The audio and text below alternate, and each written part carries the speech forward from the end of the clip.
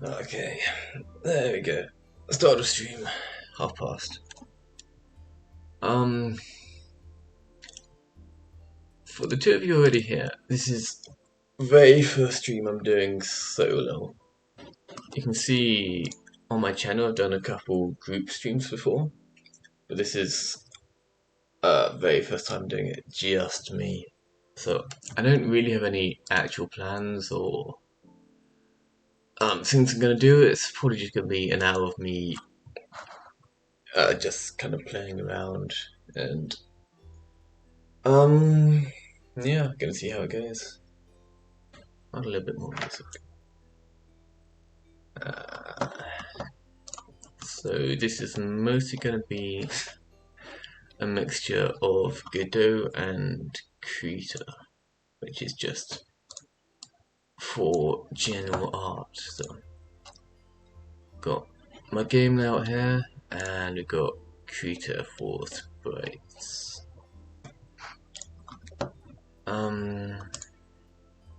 So I do have a little list of things I need to do, but yeah, I don't know how we're gonna be going through things. So it's pretty similar to the old RPG Maker style games. Just get a little further, you go around, you interact with things. That's loud. As loud as that should be.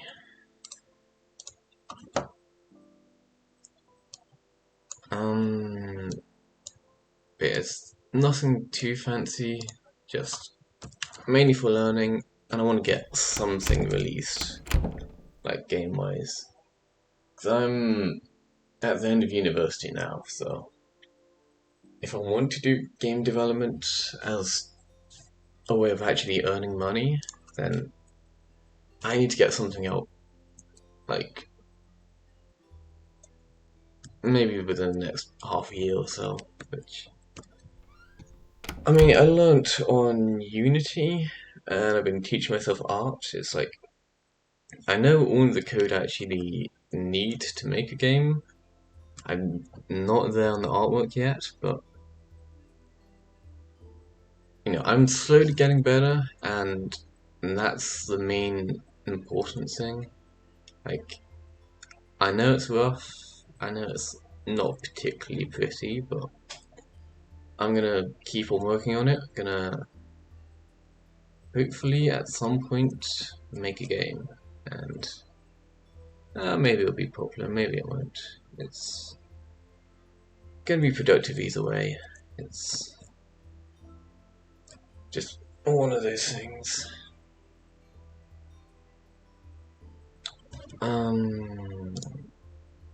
So I'm just gonna be doing a couple odd jobs I've got listed around.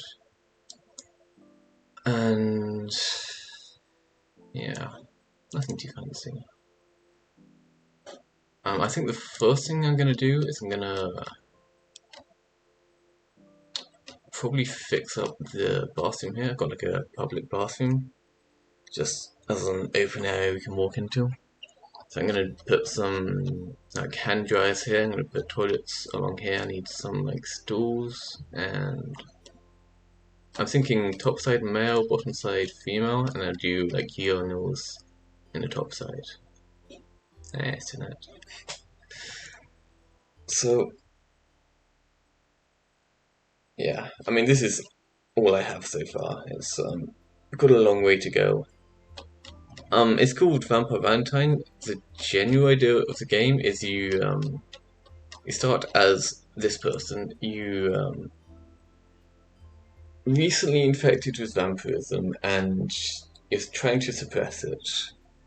But then like Valentine's is coming up and your Valentine gets kidnapped by vampires who want you to actually do vampirism stuff. And so you're then forced to go out of town, like through the forest to the like vampire mansion and confront them. And I'm thinking like first encounter probably gonna be like intentionally unbeatable. Like not, I'll probably put like a secret ending or something like that if you do actually do it. But, like expecting the person to fail and then you're then like forced to go off by the vampires to like kill a werewolf or something and then come back. And then the extra like powers and stuff you get through that, you can then confront them better a second time for the big ending kind of thing. But yeah, that's of course a long way away. I'm just doing the like starting city at the moment, so I'm gonna do like city, forest, vampire, then off to werewolf, and then vampires again. And I am planning on having it so you're like sunlight is like very bad for you, so even though there's like big paths with the roads and stuff you can go on, you can't actually go through it because the sunlight's in the way. And so you have to go through alleyways and like talk to people to get them to open the fences for you because they're gonna have the paths closed off, so you have to find new ways through. And to get across the road, got like a subway you can go down. I do actually have this like partially set up. It's also on the to-do list, so maybe I'll get it done tonight, maybe not, but we'll see. I also don't actually have to worry about going the correct way yet because I don't have sunlight or anything set up, so this area should be inaccessible, but I can just use it as a shortcut around the top. And yeah, to subway. I do still have the shrimp in the corner, which I might turn the shrimp off at some point. The corporation did demand it, but you know. So, subway entrance should be around here somewhere. If I had remembered to go down the stairs at the start, which I did not. Because I do actually have like a stairs system, so you have to go through each floor sequentially. But I don't currently have stairs going from the very top to the street level, so I'm still technically in this area, which not great, but I can just hide this. So this is what the subway looks like at the moment. Just placeholder things like this. This is going to be like the turnstile things you have to go through to get into subways. And at the moment it's literally just half a bed, so I need to draw those. I put sofas down where the seating's going to be. I need to put actual stairs up here too. I only have the stairs down there.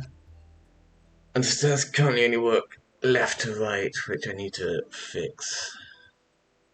But now we're going in multiple directions.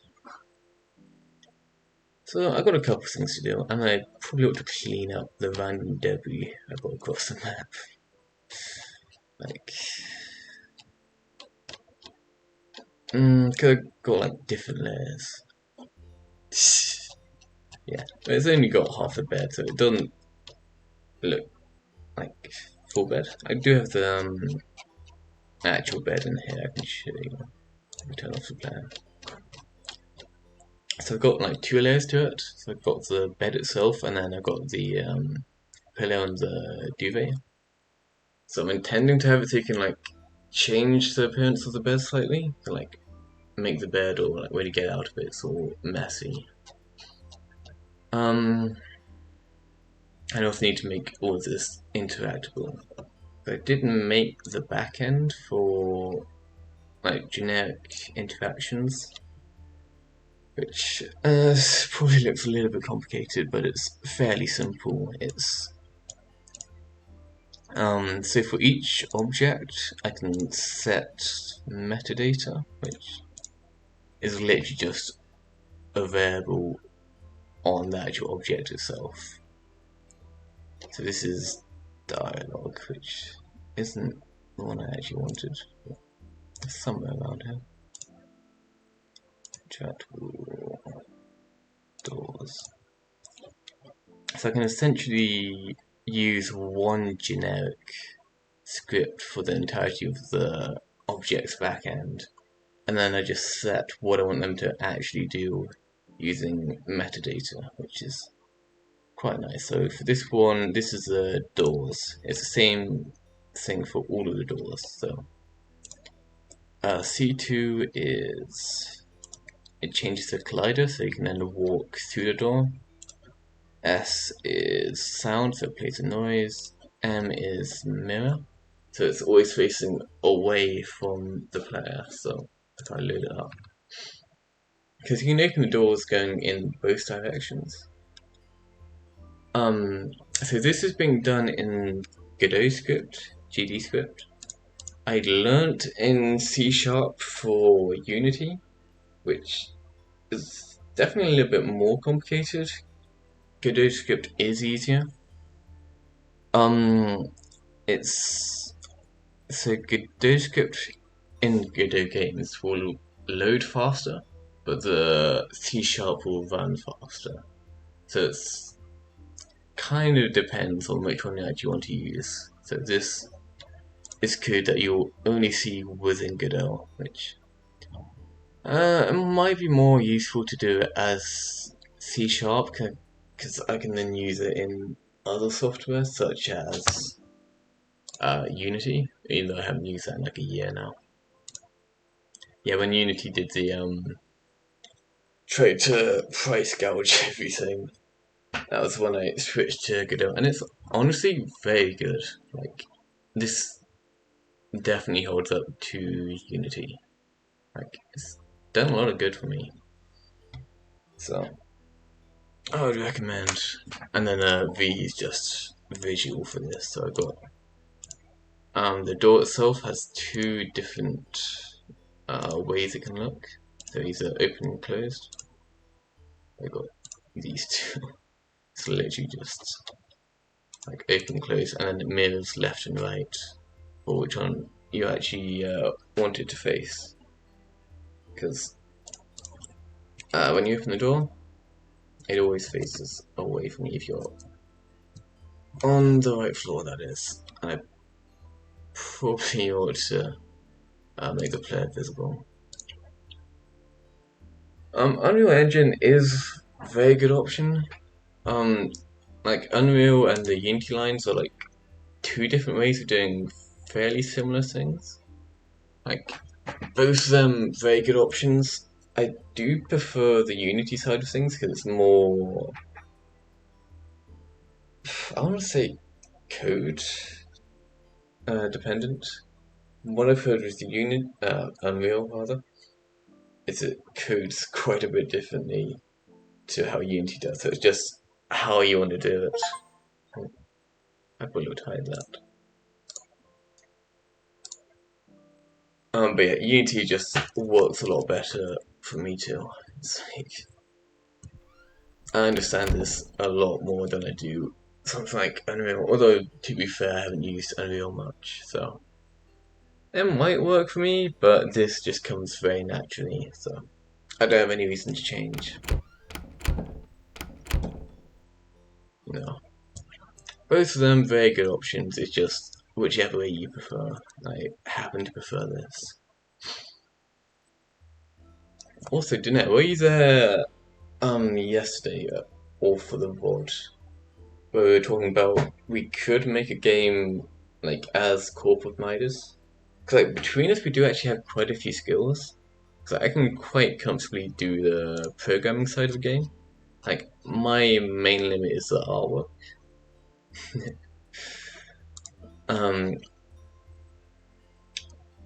But like between us, we do actually have quite a few skills that could actually go into a game. Like,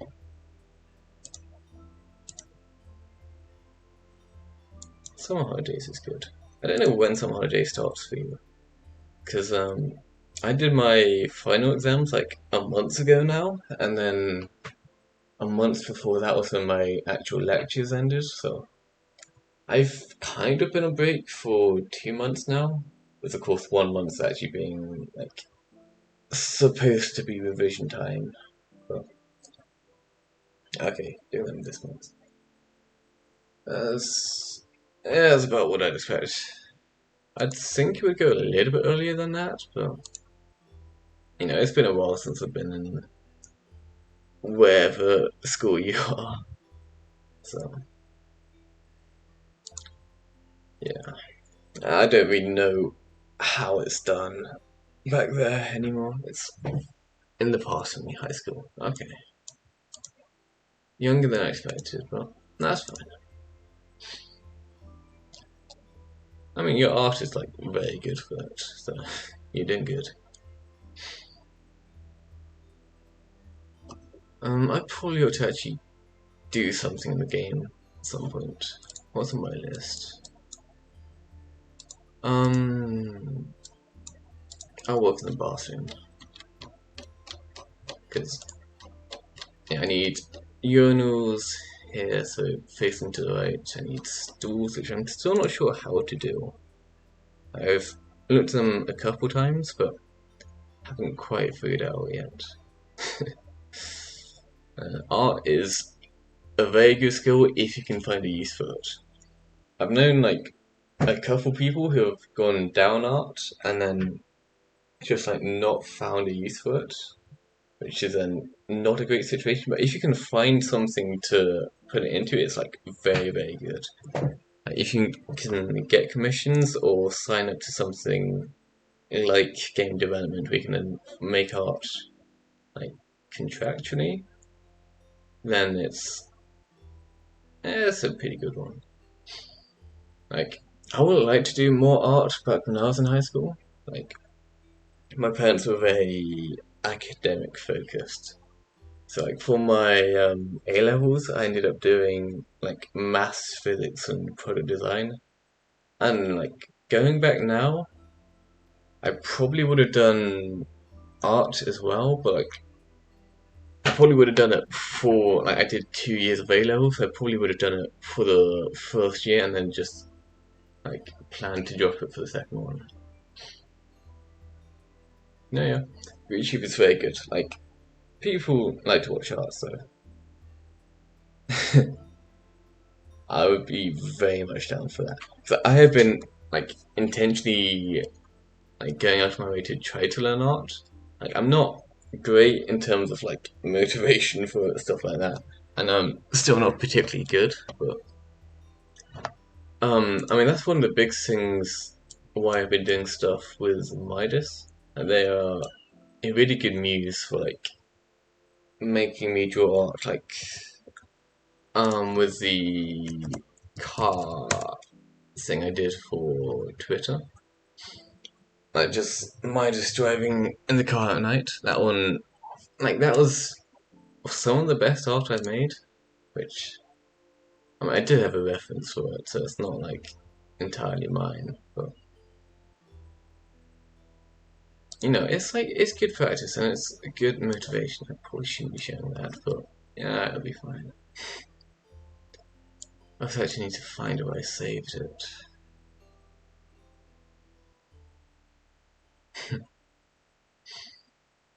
Yeah, I mean, everyone's still learning. Like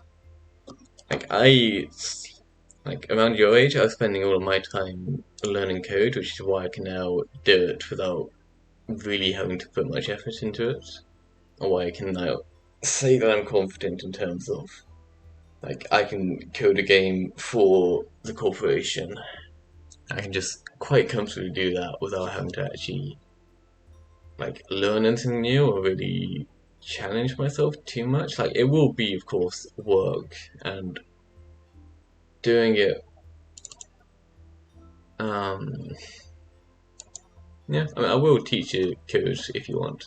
That is a genuine offer. What was I saying? Yeah, I'm doing like a game with the corporation. It would be definitely difficult because there's going to be like because I've been making games just like as hobby work and learning for a couple of years now, like since I mean, I spent the last like 2 years. Well, I've been in university, so I want to say that I've been learning art, but it's been mostly university, which it's a lot of work. Like engineering, particularly. Engineering's one of the hard ones. I almost failed on like 5 different occasions, but I never actually failed anything. So I know a qualified engineer. It's actually pretty cool. I'm gonna say that so many times, but yeah, I spent sixth form and the last couple of years of high school learning code. So yeah, your age for like 3 or 4 years, something like that. I was doing code, and I would have loved to do some art at that point because I'm like way behind where I want to be. But it's everyone's still learning. Like even though I'm like done with university and oh that's laggy. My graphics card is dying. But yeah, even though I'm done with university and I know quite a few things at this point, there's still many things I do not know. And so I'm gonna keep on learning. And like even though I'm like a fair bit older than you, there's a lot of things that you will know that I don't, which is like I'd quite happily learn from you. Which you know, some like you see it with some adults where they just like refuse to learn from. Yeah, he's a little bit hidden. I wanted to make him more obvious, but yeah, I live in them. But you get some adults which like adamantly refuse to learn from younger people. Like even see it with like shows which are like they look like they're for kids, but they've got like actual like life lessons stuff like that in. Like you get a lot of people that will just refuse to learn from them. Like even if they're like missing fundamental information from what you usually earn in the younger ages, like they will just outright refuse to do that. It's it's not good, but like I'm gonna go like out of my way to try to keep learning stuff. You know, prove yourself. It's I probably the best way to like prove you're like particularly good at something is just take on a big project. Like this is what I'm trying to do with um the game. Like I want to have something where I can say like, yes, I know what I'm doing and this is the proof for it. It's like if you're trying to get adults to learn more from you, if you can like show them like some big project and say like, yes, I am qualified. There's people who like trust me in my artwork, that sort of stuff. That's gonna help a lot, but again, a lot of it is just oh, I want to see that game.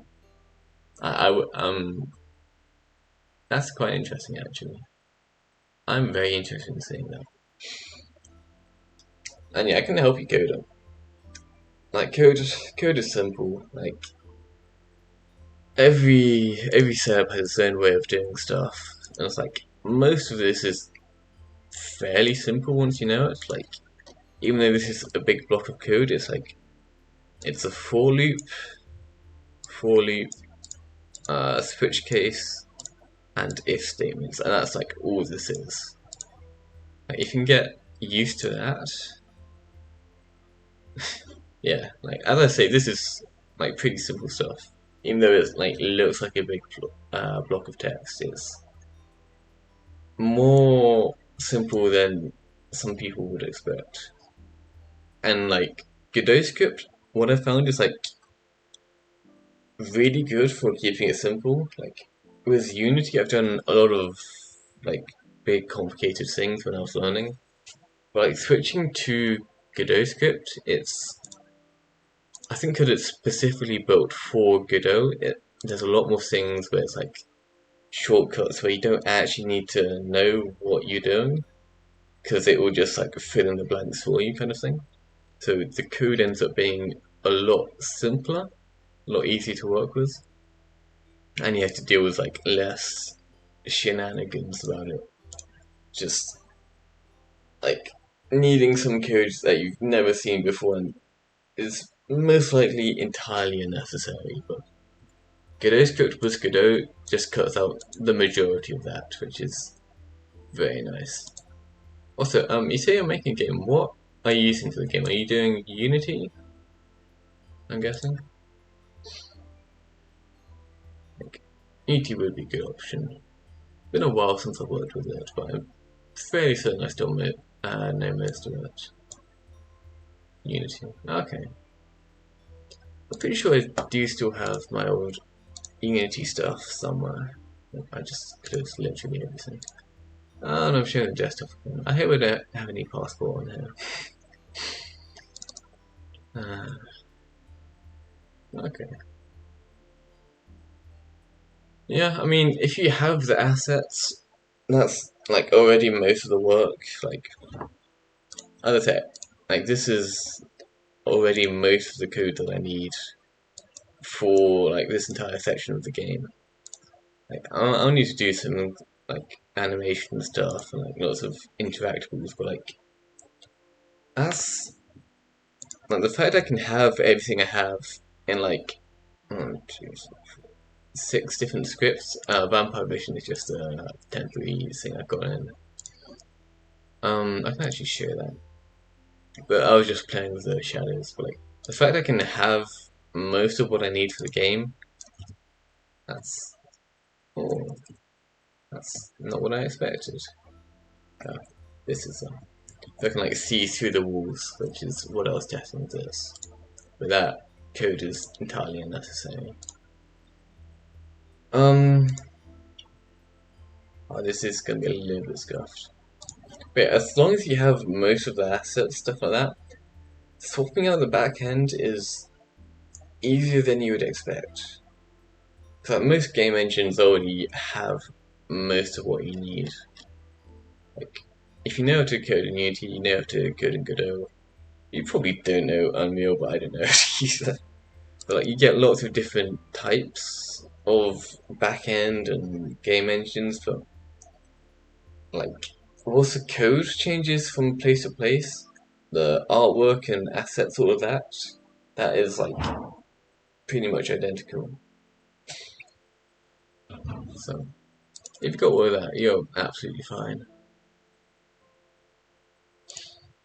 I do also have a bowl of pasta I'm going to eat some of because I haven't had my lunch yet. I have had breakfast, but you know, I'm hungry. Mm.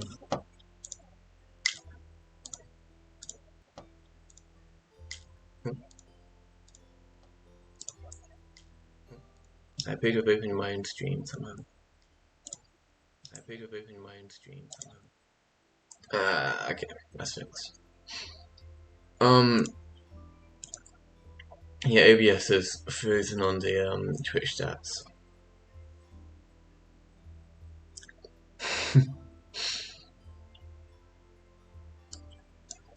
Yeah, every setup's gonna be slightly different.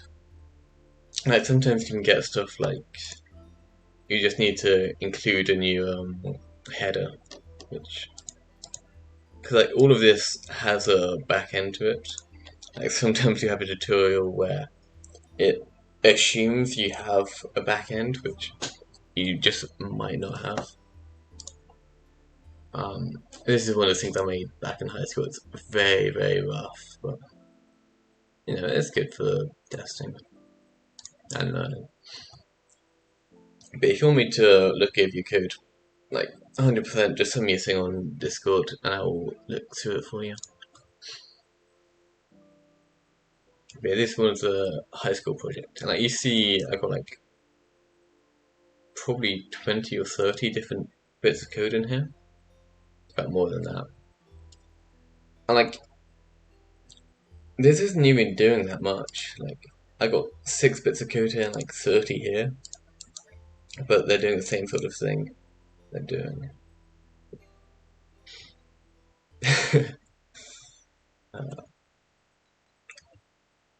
mm,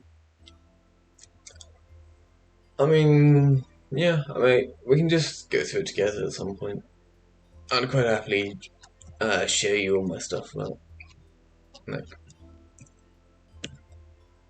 mm, tutorials aren't always great. It's like usually you find like a specific person or like channel where they will explain things how like you expect them to be explained, and you just end up staying with one channel or helper the entire time. Like for me, most of my stuff came through brackies. They they spend like many years, like 10 years, something like that, just doing um Unity tutorials, like exclusively Unity, and they're like one of the biggest tutorial people for Unity. It's actually like very high quality. I need to remember how to actually do this as a button to change. Oh, yeah. But Iraqis is where I got most of mine from. And like a month or two ago, they started working on Godot, which I mean I started like I made my switch to Godot like a month or two before they did, or at least before they put videos out on it. So they weren't too helpful for me because I already know most of what they're teaching. And again, it's very similar to Unity, so most of it is the same. Uh, I don't know. I don't remember the buttons from my old game. It also looks like a lot of these have like changed my buttons, which I don't know. But yeah, this is old projects which aren't particularly good. But the cards also don't drive straight, but you know. I remember I did like a way more detailed system for the back end than I needed. Like, uh, for this, I had the actual like engine RPM and the different gears and the red line for the truck itself, which entirely unnecessary, but it's actually pretty fun. At some point, I might end up reusing that, but you know. Anyway, that's Unity. We don't care about Unity. We're doing Godot. We don't need high school projects. Well, I mean, you still are in high school, so guess everything is a high school project for you, but for me, that's like old stuff now. I haven't used Unity in a while. Um,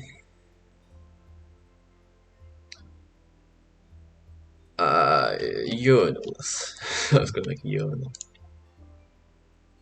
Also don't need that. Yeah, this was like I know it's not much, but one of the like better bits of art I've made, which you know, it's not a lot to show off, but it is progress for me.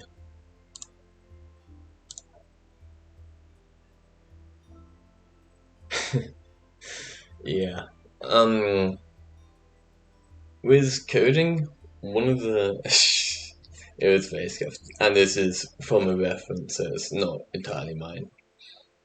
But yeah, one of the big things with game development is like planning around things like saving, because like for a lot of games, you don't actually need to save that much information.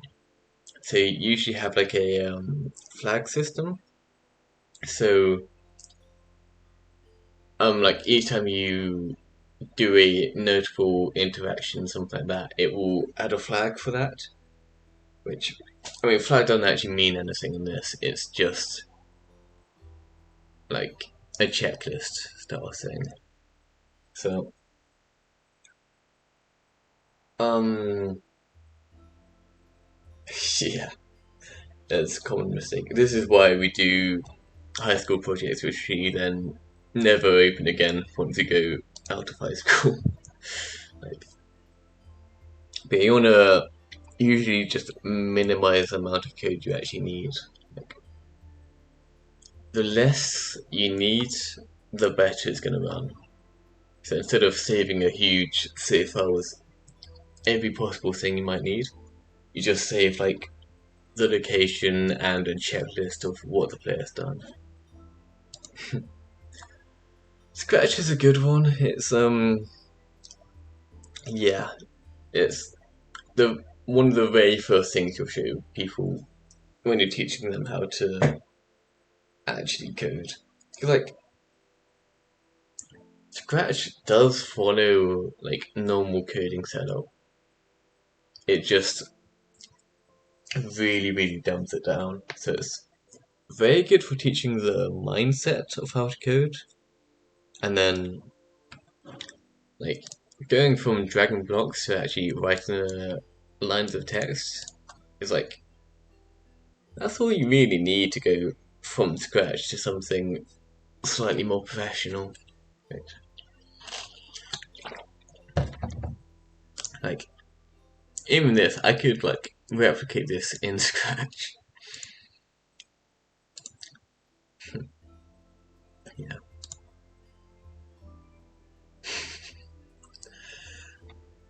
Oh, that's a good sign. Good sign. Like Scratch is all just about the thought process. So if you can do Scratch, you know roughly how the code is set up. It's just learning the specific languages and how they do stuff. Like with Godot, instead of match case, you have no. Instead of switch case, you have match case, which is functionally identical, and I don't know why it's got a different name.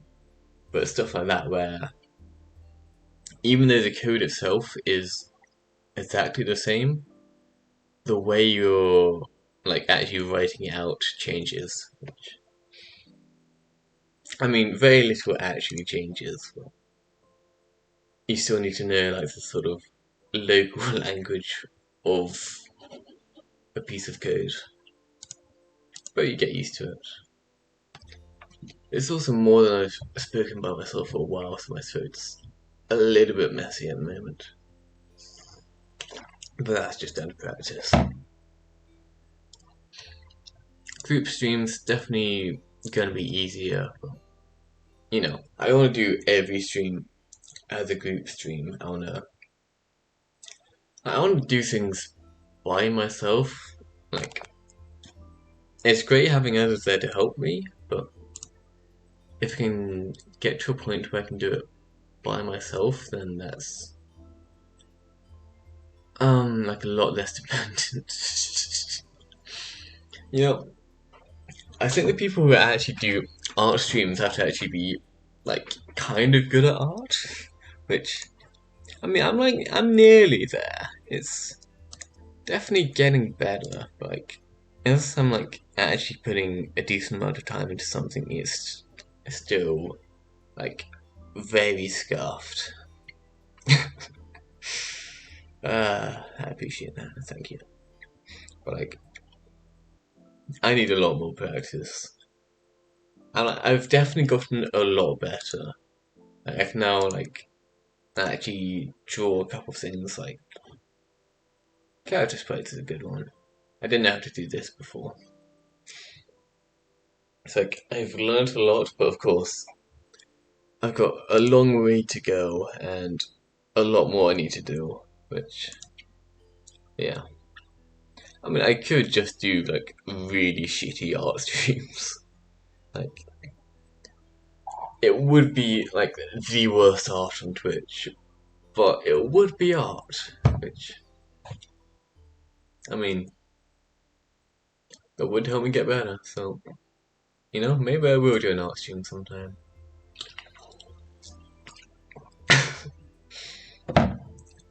But then I have the issue of like, if I get good, I got an entire audience of people like specifically watching me for being bad, or maybe they'll like stay for the like character development style thing.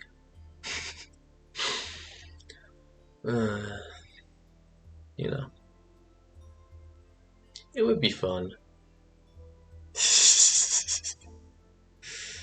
Just like specifically streaming things that I'm like really bad at, just so. uh, I mean, it would be funny. It'd either be funny or just incredibly boring, but you know, maybe. I doubt I'd get any views if I did that, but at this point we're not getting them anyway, so. I think my highest was like 10 views, which, you know, double digits. I think I'm the first in the corp, apart from Big Midas herself, to hit double digits. Although I did have a raid for that, so it's slightly cheating.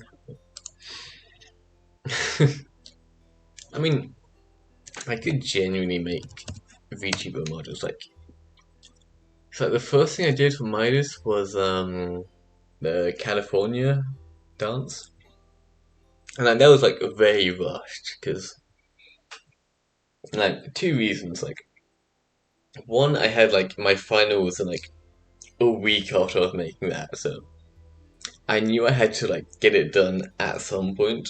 I couldn't like just have it on the to-do list for a week because then then I have to choose between hobby work and university, and then I'd always choose university for that.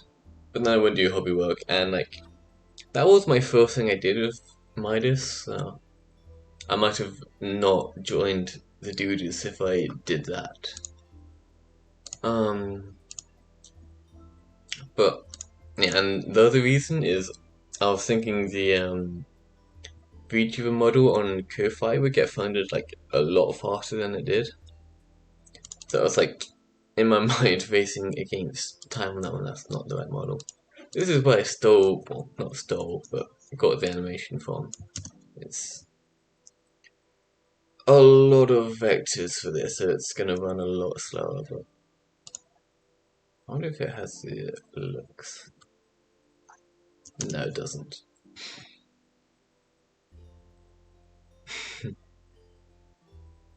I mean, I can teach you some Blender too if you want. I'm not like particularly good at Blender, but I know the basics. Like, I know enough to rip rip an animation from this and put it into California Midas. Okay, well, I'm always here to help. Okay. That's not the right one. It's one of these. Obviously, just had the sun come up, so I need to close my blinds.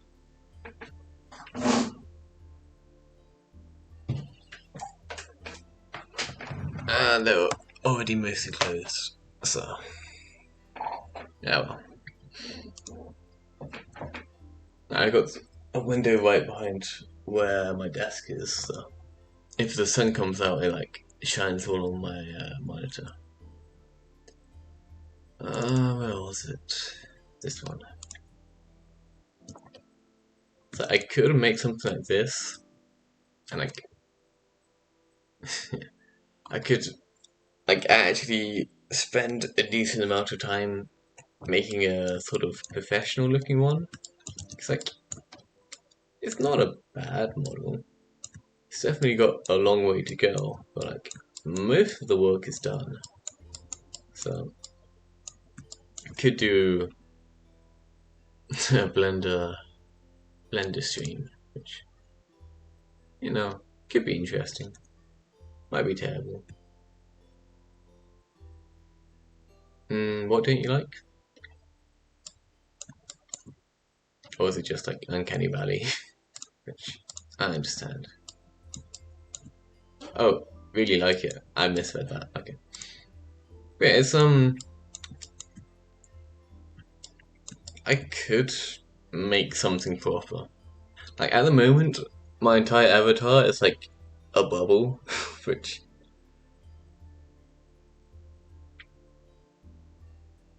yeah. I mean, as I say, it's very rushed and scuffed, which I got like weird things that the eyes don't quite fit in. Looking like I can't move them around, but very scuffed.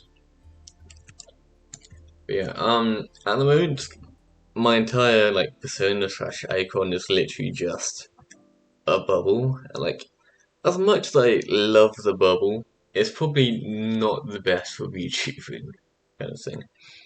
So at some point, I might do a like rebrand style thing and make an actual decent model somewhere, which, you know, would be an improvement. Although blue spinning my ideas is quite fun too.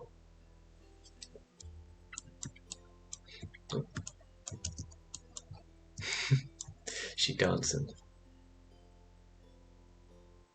I got the corporation debut.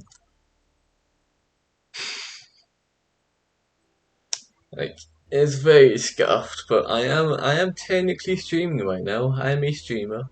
I am as professional as it becomes. Oh, nah, can't even say it right.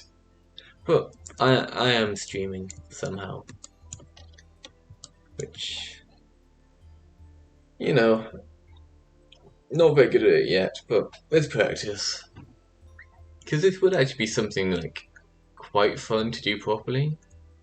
Like, definitely useful to know. Because, like, as I say, I don't talk to people in my day to day. Like, the only reason you can come out of retirement sometime. The only reason I like leave my house at the moment is like buying food, going to university, which I'm finished now, and occasionally going for a run, which, like, I don't meet people and I don't talk to them. But, you know, like, Twitch would be a decent way to interact with people, but, and it would mean I actually use my voice, which is like, because I've said before, my voice is historically pretty scuffed and not very good. The main reason for that is I just never use it. Like, even as a kid, like, I was a very like shy kid, like kind of anxious style, like very sort of codependent, I want to say. Well, maybe not that, but I never talked to people as a kid, and then like end of high school, I spent most of my time by myself. Like, start of high school, I was actually quite social. I had a whole friend group style thing, and then I made a bunch of friends, and then I like went through a couple groups of friends. Like, I met new people in the school and hung out with them, and then like for the last like year and a bit, I like I don't want to say I fell out with the last friend group. It was like I stopped doing things with them for a little while because I had to like deal with some stuff. Like, mental health's not in a great place. That's another story. But like I took a break from that group, and then just like no one really noticed, and so I just never went back to them.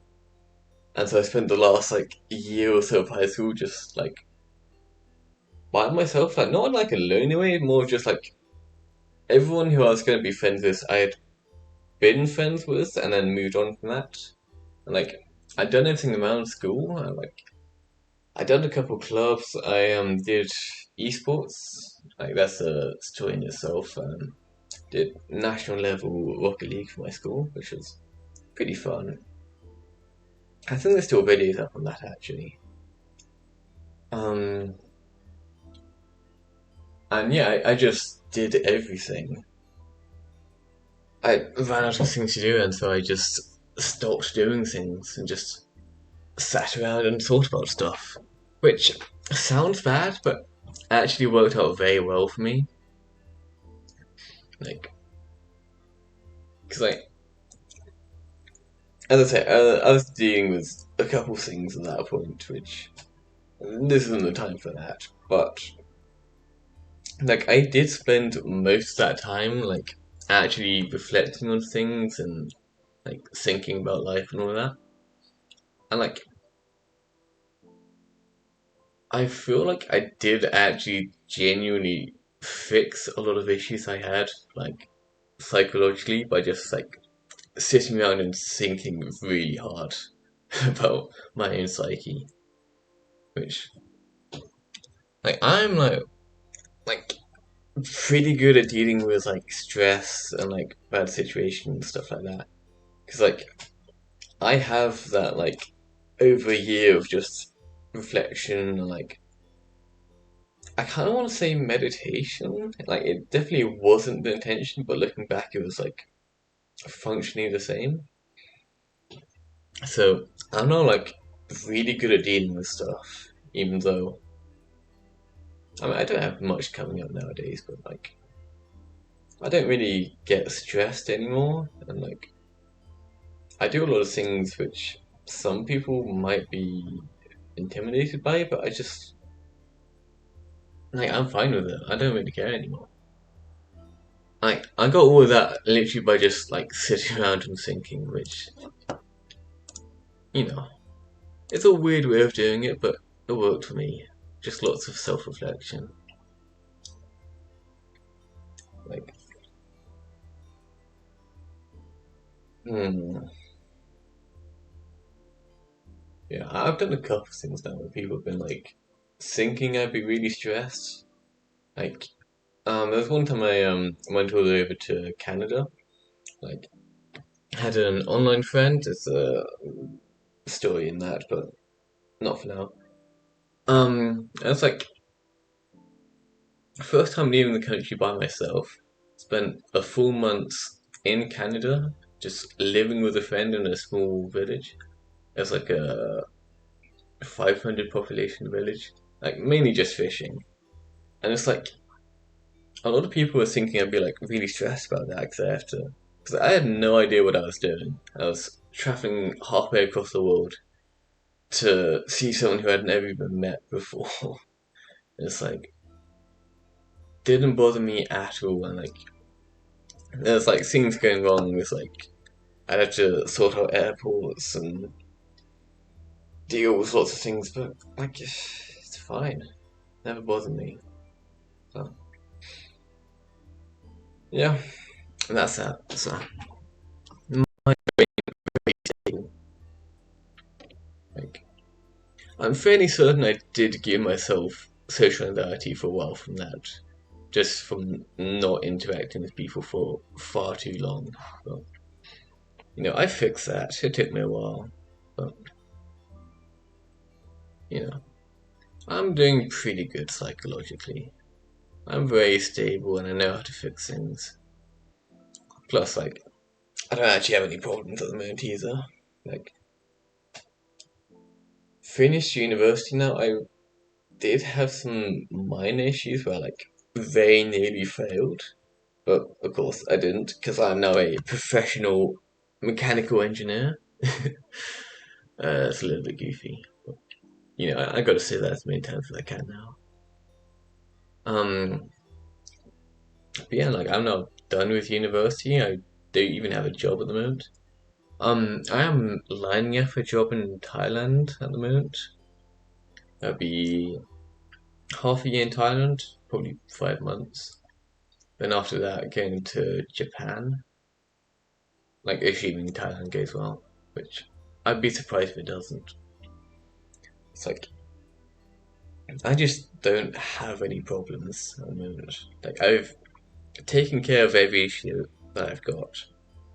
Uh, there's still like some things I need to do. Like I need to like get myself into a relationship and like settle down somewhere, do all of that. But that's something for another day. So for now, I'm doing great. No problems, nothing going wrong. Very stable. Why isn't this going? There it is.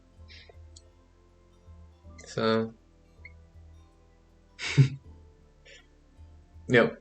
I used to be really good with spicy food. Like, whenever my parents would take me out to, like, I don't know, Nando's, whatever, I'd always get the really spicy stuff, and I'd be absolutely fine with it. But since going to university, I've like not eaten any spicy food at all.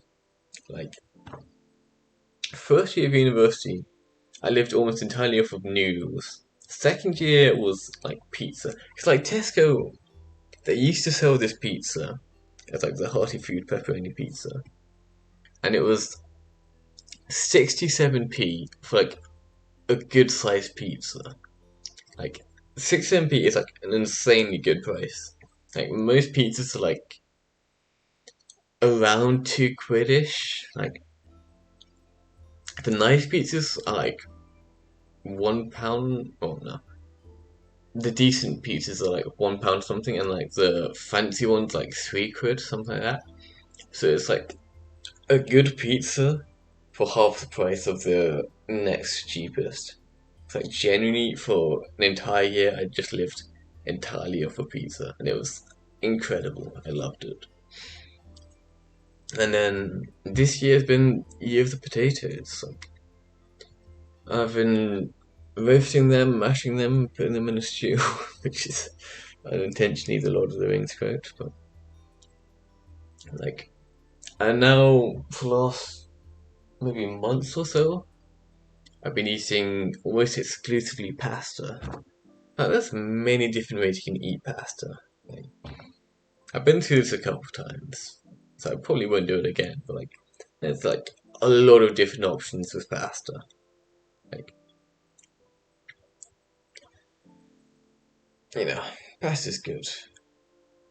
Like, I get pasta and I get pasta sauce, but like,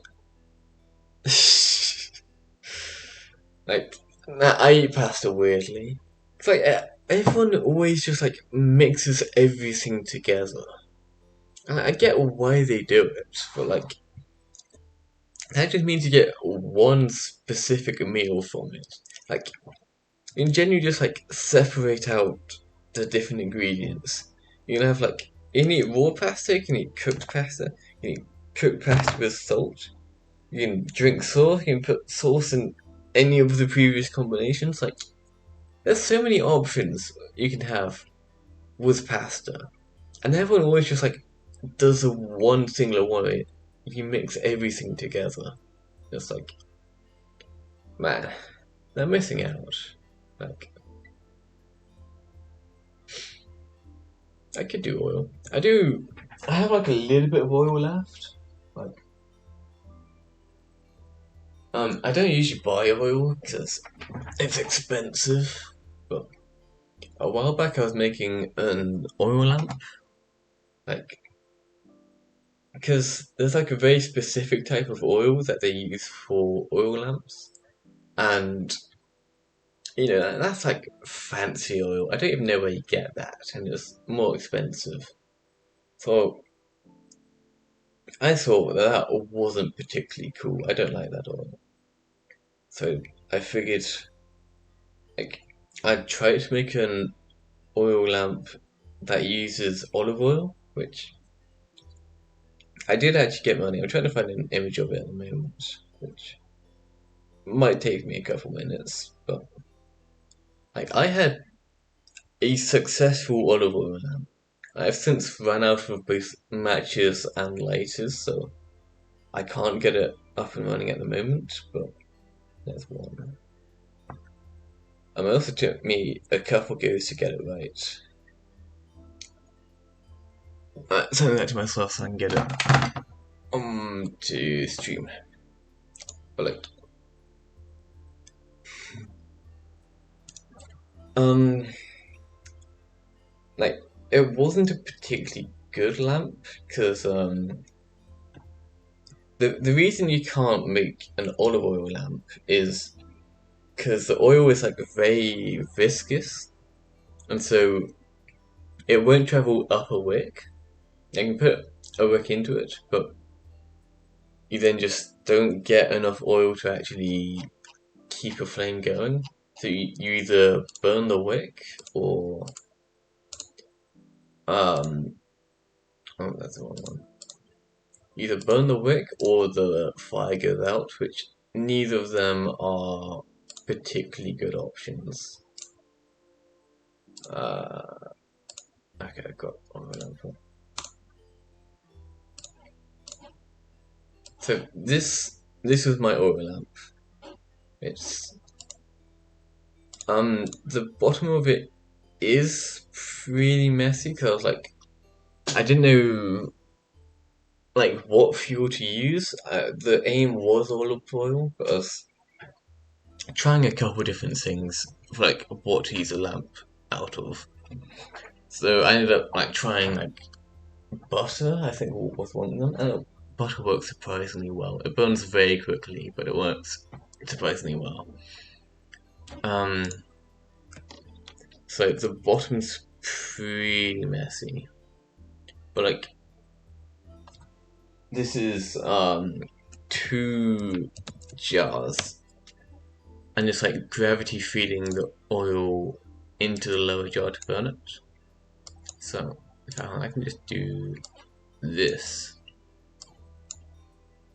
So what this is we got a small honey jar there, and then we've got a much bigger.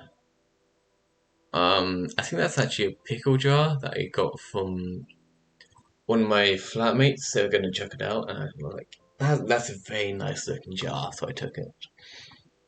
And so that's sealed off there, so that does actually hold that pretty well. And there is a small hole.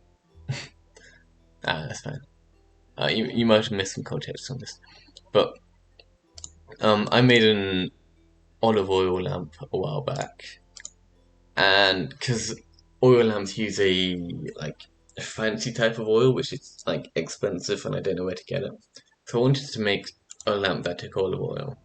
So this is what I made, and it worked pretty well. I ended up, yes, it does. It's quite nice actually. The entire room ended up smelling like it.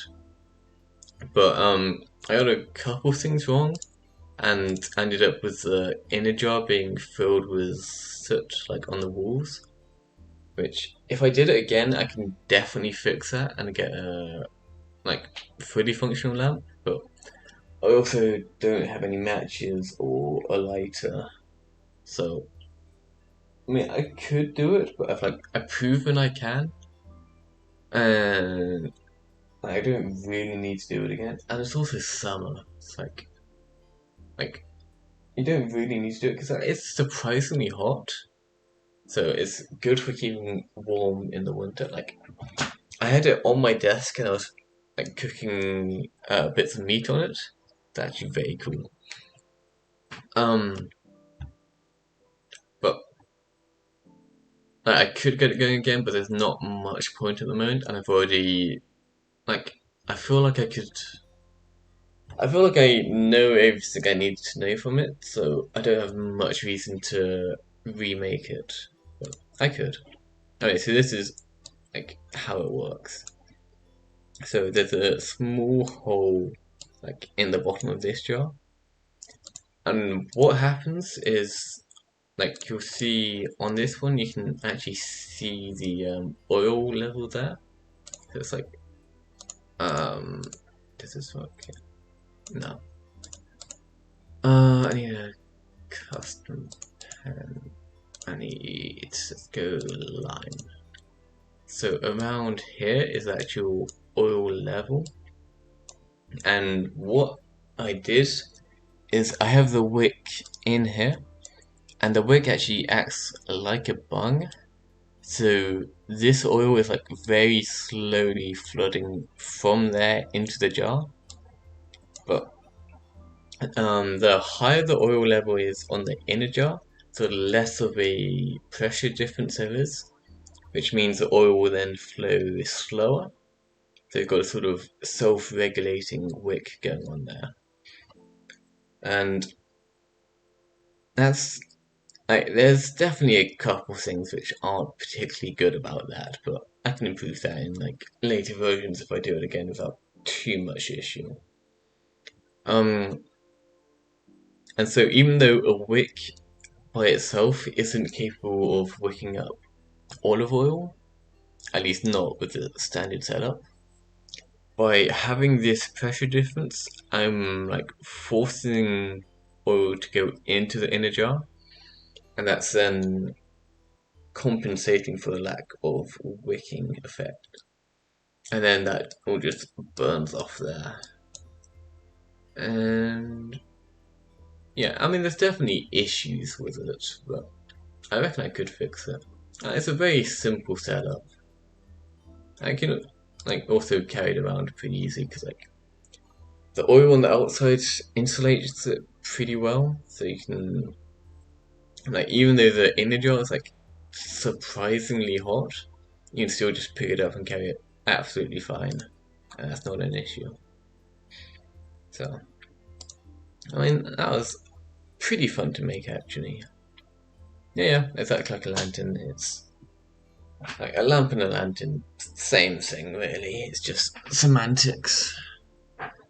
I mean, there's like a lantern. I think is stationary, and a lamp you can actually pick up and carry around. But as I say, it's basically the same thing. So, I'm not sure why I was talking about that, but what's on my desk over there? That Minecraft? I know it's probably fine. But yeah, it's that's a little project I worked on. It's also very nice to sleep next to, which my parents were like quite concerned when I told them I had it going overnight. Hand dogs isn't too bad. That's fine. We don't care about that. I could also just do like an actual face cam at some point. Like, I'm not shy about that stuff. I really don't mind showing it, but you know, it's just easier to do VTubing, and it also like makes sense to get used to it first, and then like once I actually like know what I'm doing, I can then switch things up a bit. But for now, like I'll go with a very scuffed spinning blue Midas. So.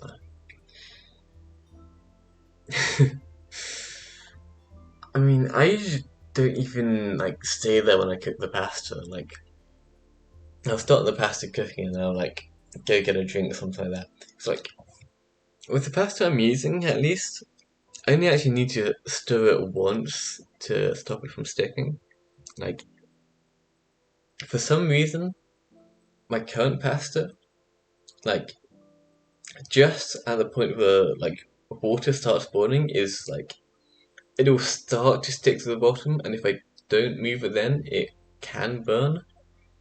But like before that point and after that point, it's absolutely fine. So I usually start again and get a drink, stir it a singular time, and I'll just be like on my phone until it's done. So, but yeah, um, a cooking stream for pasta. Maybe not the most exciting one yet, but you know, we have options. I mean, can you even overcook pasta?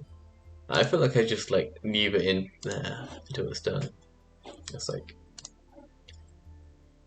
don't even know if you can overcook pasta. It's just various stages of done, which, yeah, you know, they're fine. I like pasta. Pasta's great. We love pasta. Yeah. Hmm. Do you put the salt in? Like, do you salt the pasta? We love pasta here. I'm gonna love pasta for like probably half a year, and then I'm gonna get bored of it. Like how I did with the noodles and the pizza. Like I'll eat like exclusively one type of food for an entire year, and I'll just like never eat it again. I did that in high school actually. Like um, my high school canteen wasn't particularly good, and so I ended up just not having. like the school meals, and instead, like every day after I get home from school, I'd get a can of Heinz baked beans, put that in the microwave, and like I exclusively ate baked beans for lunch for like probably 2 years or so. Like I ate it so many times that this ended up being like an actual like character trait for me in my school. And one of my teachers bought me a book about like Heinz baked beans. I can probably find it, but like for some reason Heinz has a book like exclusively about baked beans. Yeah, here it is. It's how do I open that?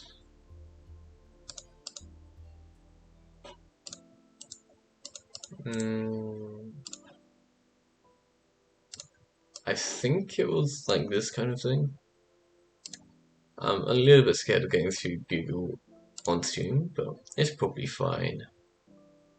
I definitely had a blue one. Like it was,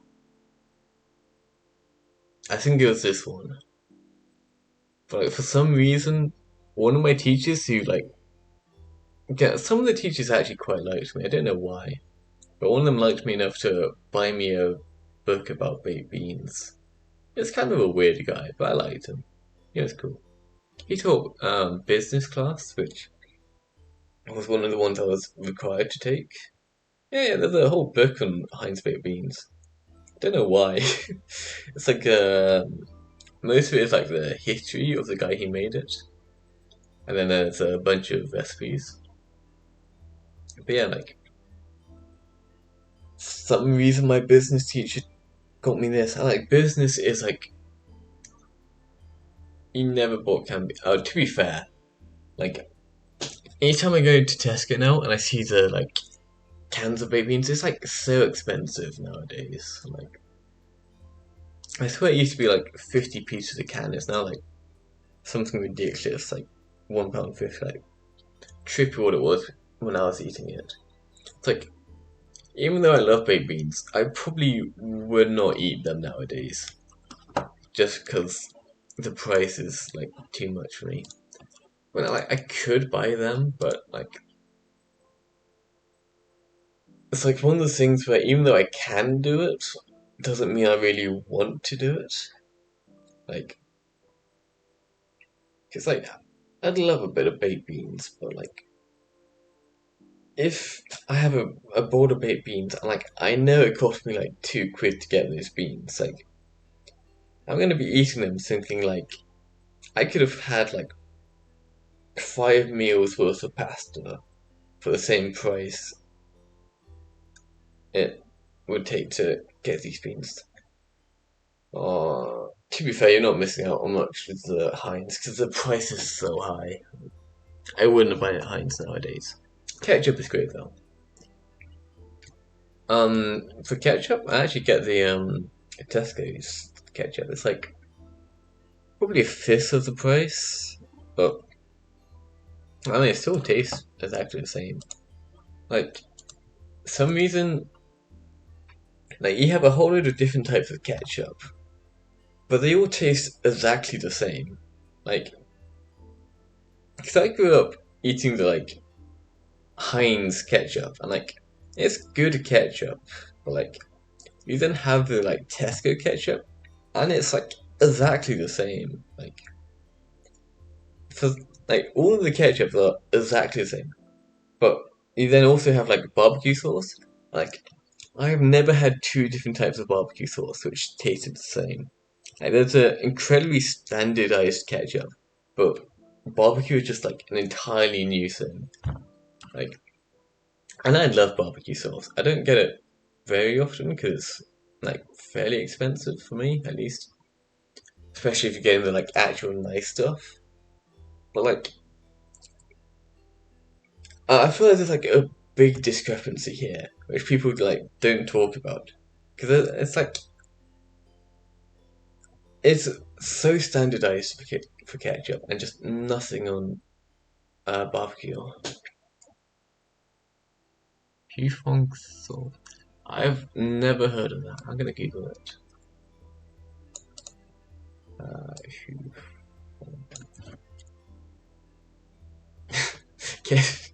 Ketchup has no spice. Like,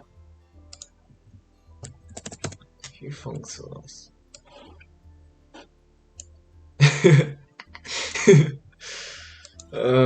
Nice one, Danette. Nice one. Keep it in mind that ketchup's too much for you. um, hmm. I remember seeing this on YouTube. There's there's a guy called Doug Sharp. And I occasionally watch his shorts, but he did a whole video on this one. I don't remember anything in it, but I remember it was like on YouTube.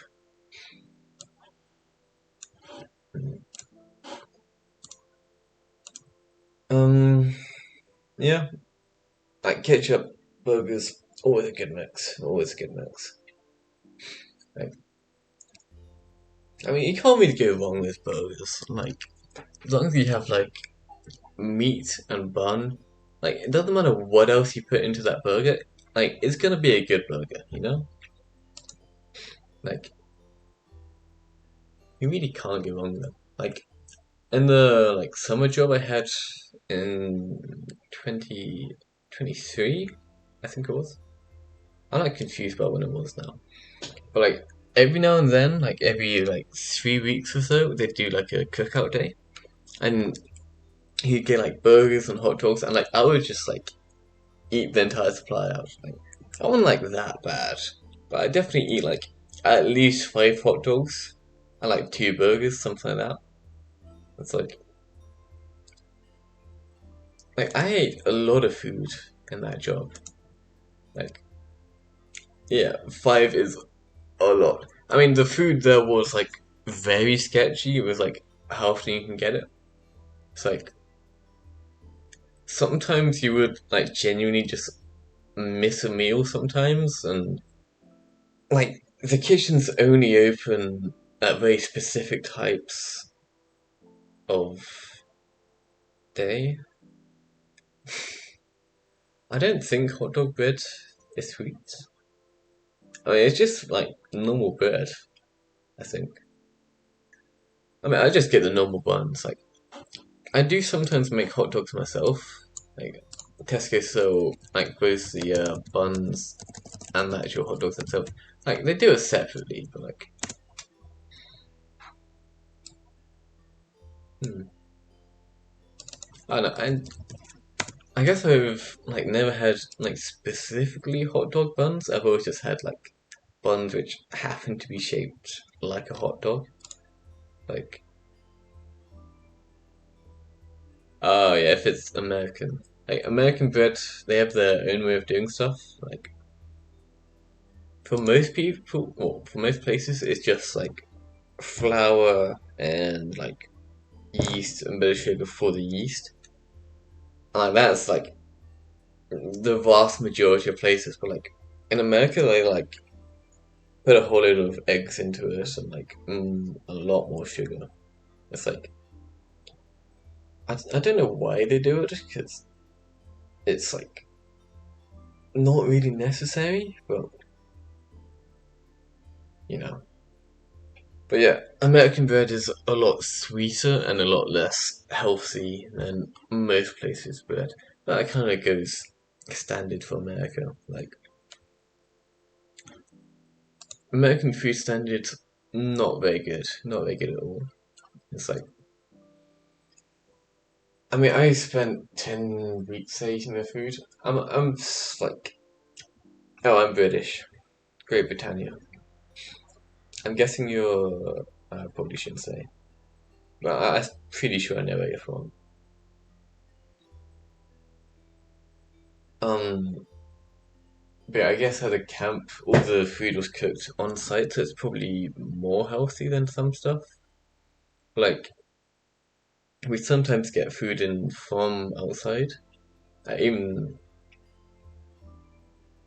okay, yeah. See, I thought you were German. But where are you from then? Because you sent uh, a couple screenshots, but it had like German writing on it, so I assumed you would be German. But Turkey. Okay.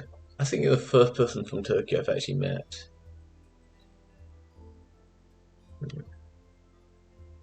Yeah. I might have had some Rocket League people before, but like, I feel like I remember that. I don't have like a couple random places from Rocket League, but yeah, I think you are the first Turkish person I know. Hmm. But yeah, American food, like, because like a lot, they don't even use like proper sugar for stuff. These are high fructose corn syrup stuff. It's like there's so many things like that where there's like been a food ingredient and like it's like banned in like Europe and places like that for like having like studies done on it which like prove that it's really unhealthy for you. And like there's just none of those bans in the States. It's like most of the food there is like probably fine. They do tend to have higher calories than most people, but you just get like random stuff sometimes that's like scientifically proven to be really bad for you from a medical perspective. Like none of it is labeled or anything like that, so you don't know whether you're eating any of that stuff, which is like quite concerning. Like, oh yeah, yeah, chocolate tastes like puke. So the reason for that is there's a very specific chemical, and for some reason it only appears or like it's only like significant in American chocolate or vomit. So for people who grew up eating American chocolate, like they smell that smell and it just smells like chocolate for them. But for like every other country that don't have American chocolate, the only association they have with that is vomit. So they then smell the American chocolate and it just smells like vomit to them, which is like not good, not good at all. But like I don't know why that chemical only appears in those two places. So it's got to come from somewhere. Like you would assume it shows up in more places, but from what I've heard, apparently not. So but yeah, it's just lots of weird stuff like that in America. Like America, the land is like really nice. Like America itself is a nice place, but you then get the like politics and the like terrible healthcare and like no food standard stuff like that. And it's like, you know, it's a lovely place, America. But I wouldn't ever want to actually live there. Like, I enjoyed having a summer job there, but like America, not the place for me. I would quite happily end up in Canada if I can. Like, yeah, like America, really nice place, but I don't want to live there. It's like even stuff like gun control stuff like that. I think I saw like a week or so ago. There's was just like some guy with a gun on the street, just like shooting passing cars. It's like and I was just like everyday stuff. Like I probably shouldn't talk about that stuff. It's like you see the stats for America and with this stuff, and it's like really not good, not good at all. It's like very sketchy. But yeah, America, lovely place. Wouldn't want to go there.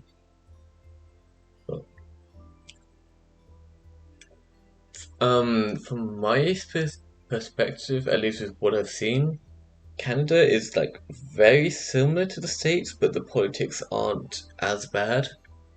Like you got more things like the medical is better. It's still not good, but then again, like neither is the English one.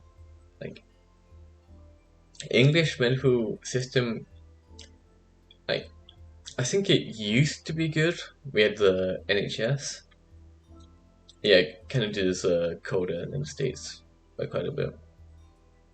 Like, I don't remember what the temperature get down to, but it's something crazy like -50 for the place that I went to when I was in Canada for months. It's like very cold compared to the States.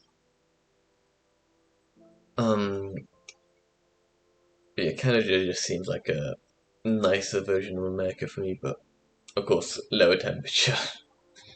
It's actually kind of interesting because um the place I live in Scotland at the moment is further north than where I went to in Canada. Like the place in Canada goes to like -50 in the winter, but like most years it doesn't even snow where I am at the moment. Because I went up to Scotland for university, so I'm born and raised English, and then I spent the last 3 years living in Scotland, and I do also have Irish citizenship, which is actually quite useful because my mother was born in Northern Ireland, which, according to the Irish government, is enough to make me fully Irish. Um, you know, summer is like in theory nicer, but I think I do prefer winter, like because we all love like a nice sunny day, warm temperatures, but like if you're like going for a run, you're gonna come back and sweating. It's like quite often with the summer, like even if you're like not doing any exercise stuff like that, you get days where it's like so hot that you're just sweating anyway. So like on average, summer is better, but you then get days where it's like way too hot and you're just like sweating really badly, stuff like that. It's like I like summer, but then you get those days and you can't really do anything about it. Like in the winter, if you get a cold day, like making heat is very easy. You can even just like turn a stove on and like not cook anything on it. It then got heat just like it's like we are surrounded by things which make heat and get things hot. So it's like very, very easy to deal with problems in winter. But in summer, like, at least in Britain, we don't really have anything to cool us down. Like, the only cooling we actually have is, like, for the food. But even, like, freezer, fridge, that stuff, it's, like, a net positive on heat. So even though it makes the inside colder, it's, like, overall making the things around it hotter. Which, so it's like, I would like summer, but it has problems I can't fix. But with winter, even though it's not as nice and you don't get as much sun and the weather's not as good, it's like you always know how to fix stuff. Yeah, it's very cozy also. Like sleeping at night, like very cold outside, but warm in bed is really nice. Like I used to get in trouble with my parents quite a bit because at the place that I was in growing up, I would always like have my window all the way open, all the like even middle of winter, like just as cold as my room can get. Because I spend most of my time like either in bed or at my desk. It's like it just makes it very cozy for me. Like my throat is also getting a little bit sore, which is a problem. I also have no idea how long I'm actually gonna stream for, because I mean, like last night we did, yeah, like I handle cold temperatures really well, which is actually quite interesting, because when I was a kid, when I was like really young, I used to do really well in hot temperatures, and like even a mild bit of cold would like I would be shivering in like average temperatures. And then what I think happened, like with what I said was end of high school, where I spent all the time like sitting around by myself. Because I would continue doing that like all the way like through winter and like even when it was raining. Like I would have the teachers like force me to go inside to like not have to, so I wouldn't get like too cold and get like hypothermia or something like that. So like I think because I genuinely just like sat outside all the way through the cold, I like my body adapted to it. So I now like just don't feel the cold. I handle low temperatures really well. But I'm also like not as good with hot temperatures now. Like I can still deal with the temperature fine, but like I sweat a lot more now. So which I mean it's fine from like a health point of view, but it's not good in a like hygiene sort of thing. So yeah, I'm now really good with cold temperatures, and I'm really comfortable with it. And I get stinky in the summer, like in the heat, which not very good. But you know, live and learn. Mm.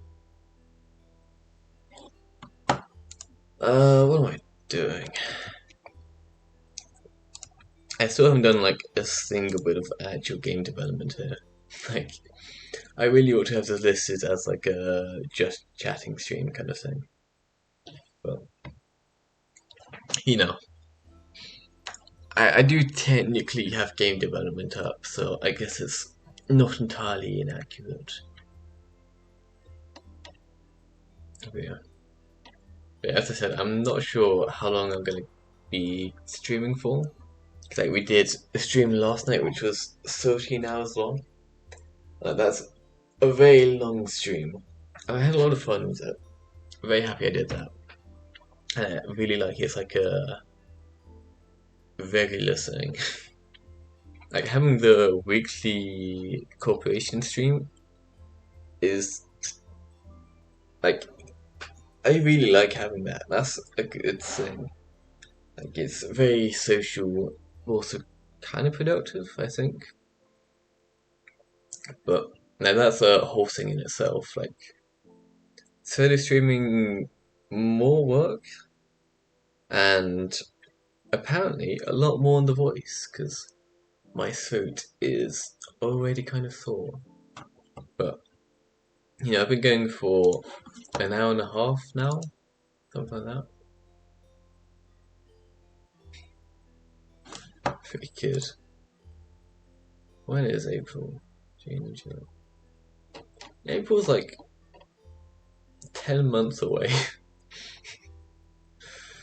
uh, I mean, I think that might be a little bit too far away for making plans. Wait, is it a Sunday? Yeah, we got 10 months to plan the next April 1st stream. That's quite a bit of planning time, but you know, I guess it's useful. It's a Tuesday. That wouldn't be a regular day, but you know. Hmm. But yeah, what I'm probably gonna end up doing with streaming is I need another notepad. So what my like general plan is we have days of the week. I probably ought to make like an actual schedule at some point. So Sunday we always have the Corp of Midas stream.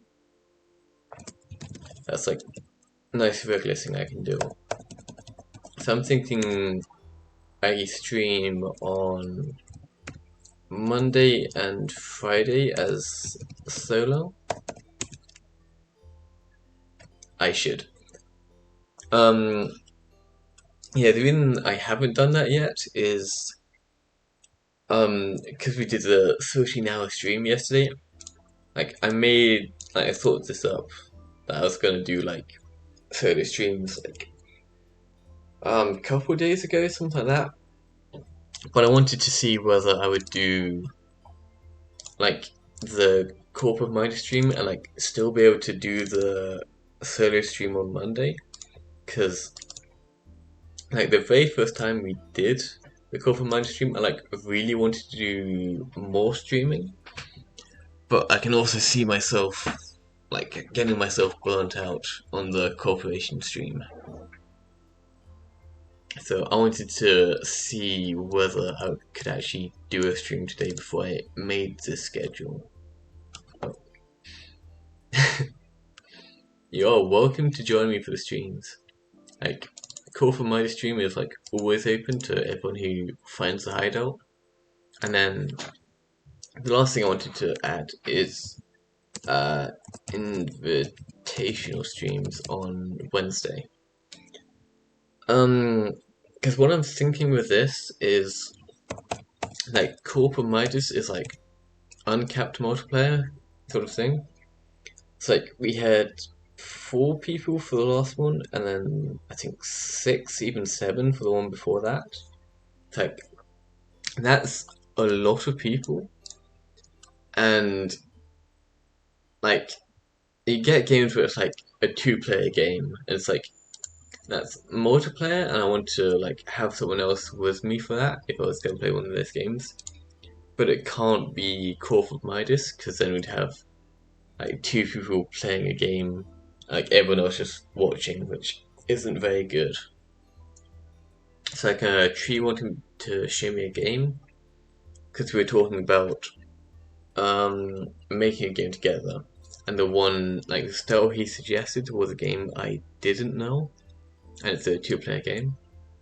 Yeah. So whilst Call for Midas is like always open to everyone, Invitational would be like just me and like one other person, or probably 3 other people, because you get games with player caps, so it's usually either 2 people or 4 people.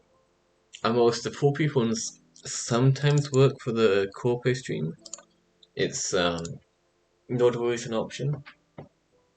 So I have the invitation day for if it's like just me and like one other person or a small game. But I can still do like group streams, but it's like not the corporation stream. So that's my general plan. But also, I wasn't sure if I was going to be able to do the Monday stream after the corporate Monday stream. So the backup plan was to do it like that sort of thing. I only have 3 streams, but we seem fine as is. Like my throat kind of fucked up already, but that might be down to the corp stream. It might just be down to me talking for an hour and a half straight, which it's probably a bit of both. But I think I can do this, so I'm gonna make that the schedule, which I could probably just do now, to be honest, if I can figure out how. um,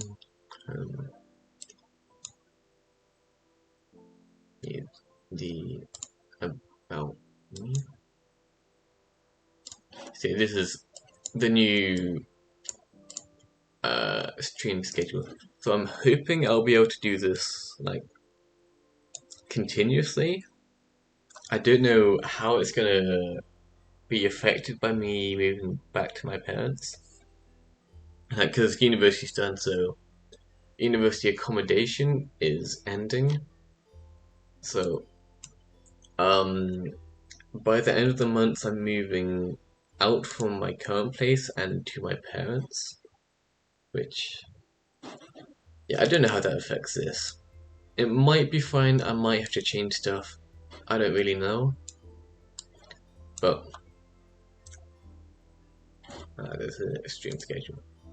And then also, don't know like when I'm going to the Thailand job, which I need to figure out at some point, but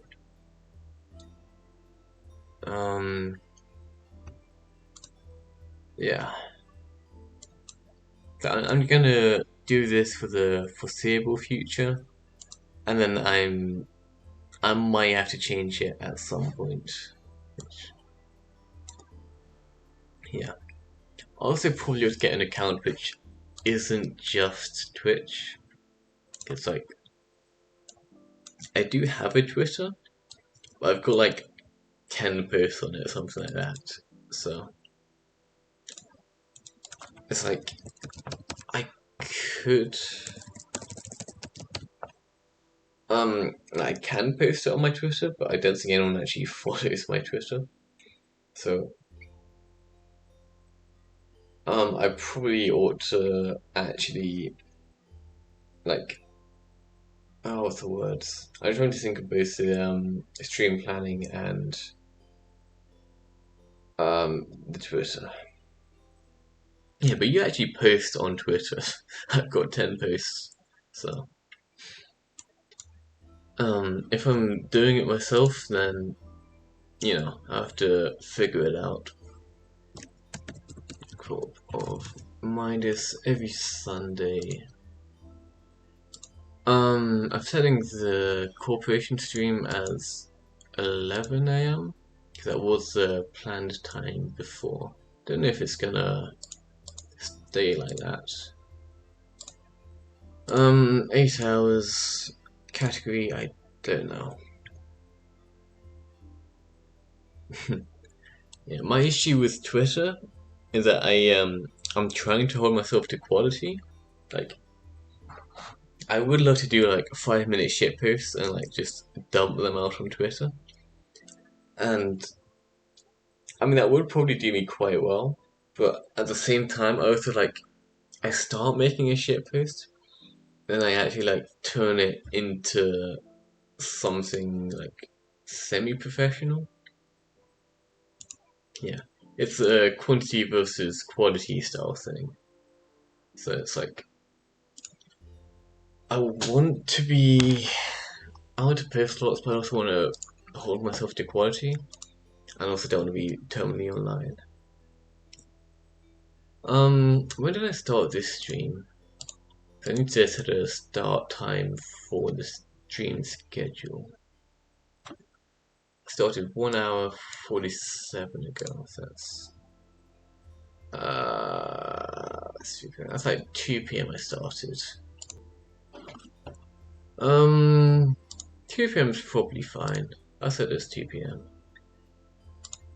I was originally gonna do like 1 p.m. and then I had like no plans for what I was gonna do. So I wanted to like figure out what I was doing before I went live.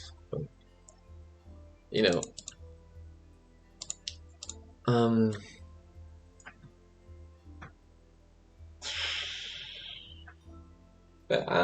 we're doing fine so far. Like, the throat is fucked up, but you know. I also don't know what time to put the invitational on. But 2 p.m. is a fine start.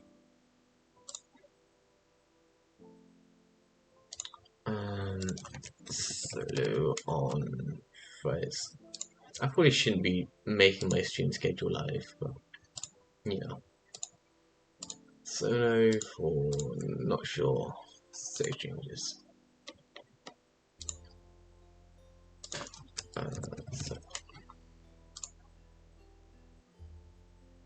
And then I need my invitational.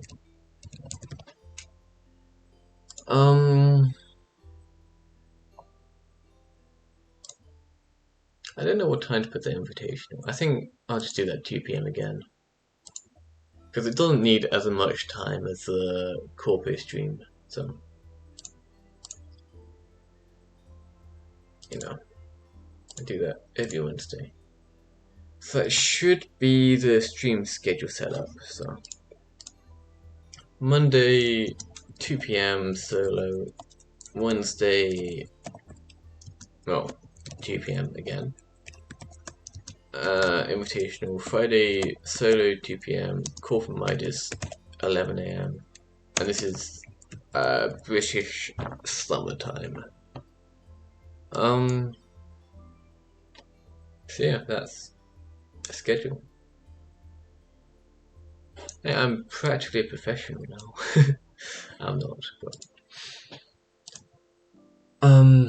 so that's done. I have a stream schedule now.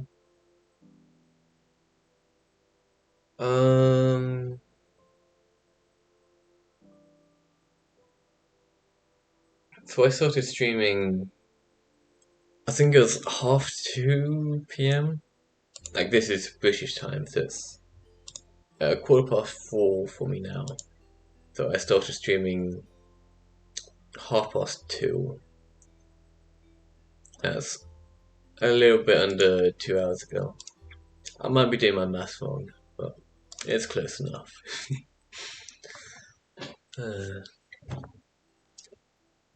It might be fine. Who knows? But I can always change it, so it's not too bad either way. 1 hour before. Okay. I think Britain does change time zone in the summer, which is why we have BST, which is British summertime. So I think we're usually on a slightly different time, but I mean, if you change to, then we're probably always 1 hour off. I don't know why we change, but we do. So it's interesting. I thought Turkey would be further behind. I actually need to look up where Turkey is. I know roughly where it is, but I'm not certain on the precise part of it. Oof, very bright man. Turkey.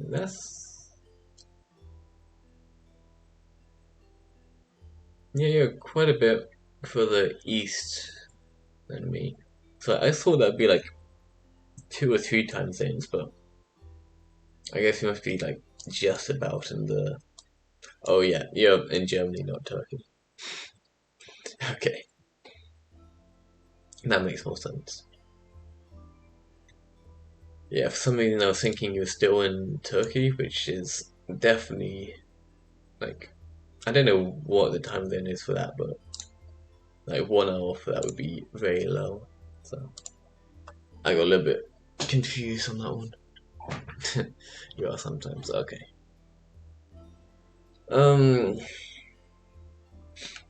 Yeah, it'll probably be fine.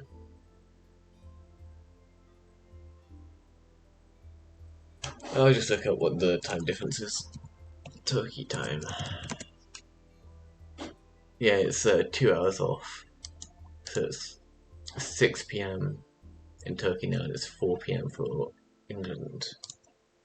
Or Britain, Scotland, one of them.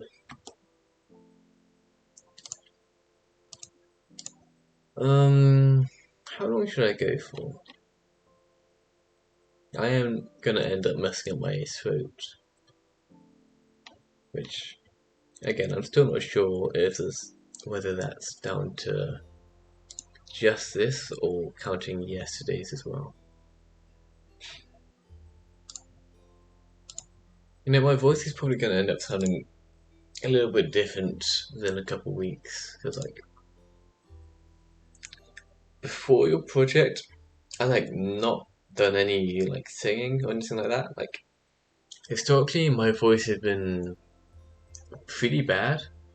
Like um, when I was a kid, my parents like signed me up to these drama classes, and they were doing it like exclusively because my voice was like not very understandable.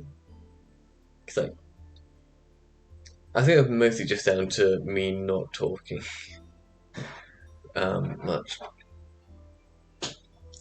But yeah, compared to um like practice singing for that, it's like because like I hold myself to quality even if I don't know what I'm doing. So I did actually teach myself like a lot more about controlling my voice just in those couple days. And like if you'd heard my like early attempts at it, like there's a very big difference I made between like first attempts and the one I sent you. So it's like I think I made like more progress with my voice than I did in like the entirety of the like drama class I did as a kid. It's like and like yesterday we did the karaoke. It's like listening to that. It's like my voice is already a lot better than it was before. Yeah, dramas. Um, it's probably I don't want to say it's not the most useful, but it's like mm, I don't know. I'm probably like biased because I did very academic studies. So for some people, drama might be like really useful, but I feel like for most people, at least with the drama I did in my high school, then it's like probably more worthwhile to spend time doing other subjects.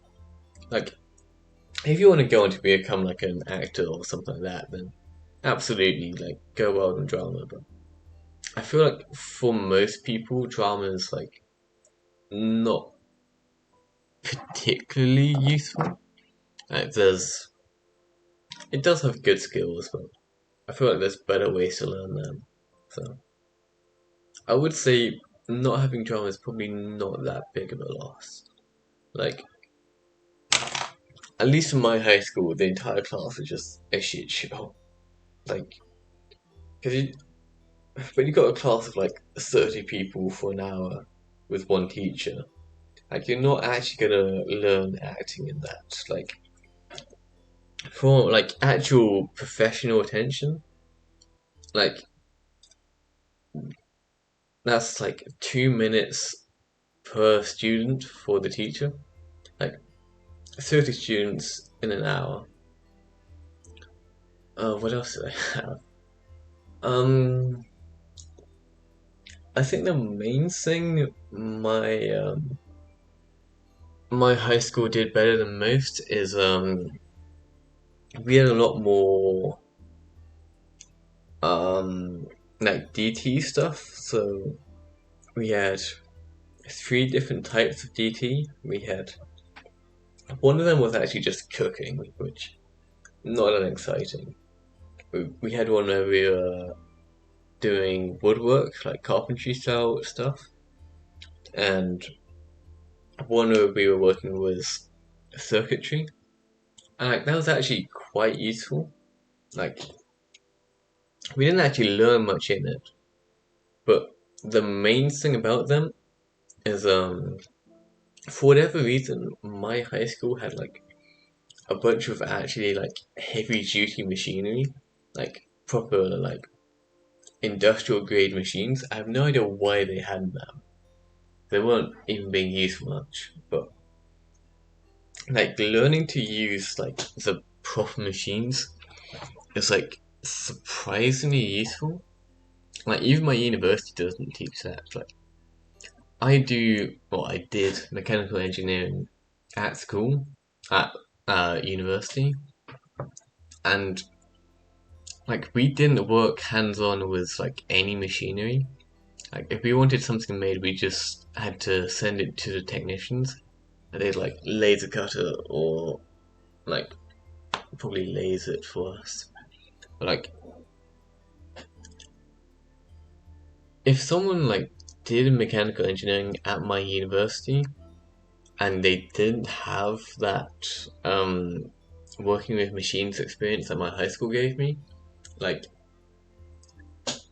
despite having a full degree in engineering, they'd like have no idea how to actually use any of the equipment.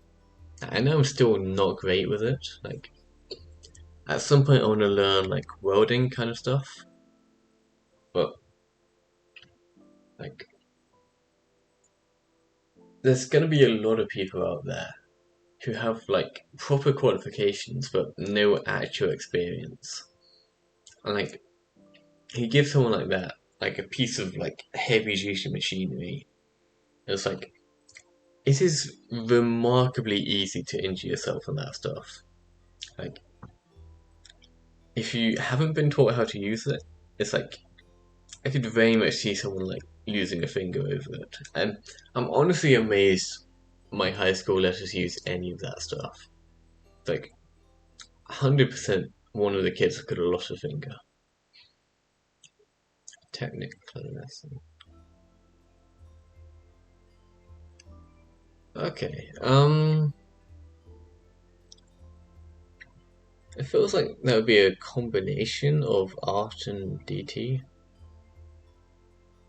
Yeah. Like that. I was a little bit confused by the food. But yeah, that's probably DT then. But it's like just teaching people how to use the machinery. Like that is surprisingly useful because like if you want to do like any kind of engineering or like mechanical work, like if you want to work on a car or like stick stuff together, like you do need to know how to use that equipment. Cause like you see some people using it and it's like completely terrible, terrible work. But like even though the things you're making aren't going to be really useful for anything, and you're probably not learning that much academically from the class, it's like just knowing how to use the tools without like completely fucking them up is like surprisingly valuable knowledge. Because like you don't really think about this stuff, but like, we are surrounded by stuff which is like constructed and like the end of my bed fell off like a couple months ago, and like I just like fully detached from the frame, and I've put that back together by myself. It's like usually for that you just have to like call maintenance, but because I know like enough about fixing stuff, I can like just do that by myself. Like, mm, yeah, it's like that knowledge is really useful because no matter what you do in life and no matter like what you learn and what you're going to apply, it's like something is always going to be needing to be fixed, and there's something that's always going to be needing to be built. That just knowing that stuff is remarkably useful, which is the main reason I went into engineering. Like, because there's like you got things like maths and physics where the like information and algorithms that we gain for that are like really useful for like really high tech like specific stuff, but for like actual real world applications, most of the like late stage maths and physics don't really have much of an application. But then you get engineering, and it's like with the stuff from engineering, even though you're like not going into as much depth, like I'm not that good with math, and I'm not that good with physics. Like I can do them good, but I'm not like physicist level physics, or and like I get confused by the maths, and I've been working with it for 3 years or so. Like I have no idea what I'm doing with that stuff. I should know, but I don't. But what I do know is I know enough so that I can get like I can build bridges, I can figure out what I'm doing. And so being able to apply your knowledge, even if that knowledge isn't as detailed as the professional stuff, it's like being able to use that is like remarkably valuable, which is like maths, physics, very respectable careers. Like fully respect someone who's doing that. But I much rather have something which is applicable and something I know I can use for a practical purpose than to just push the limits of like one topic or like one area of research. Like I'd much rather know just a little bit, like be able to actually use that, than to know like loads and loads of different things but have no actual application for them. It's like that's the main thing engineering is good for. Like you don't learn as much, you don't go to as much depth, but you know how to actually use it, which a lot of subjects miss out on. So it's just I like engineering. I did 2 years of engineering for like a reason. Like it just makes sense to me to actually apply that stuff. Like, I'm gonna actually make something now.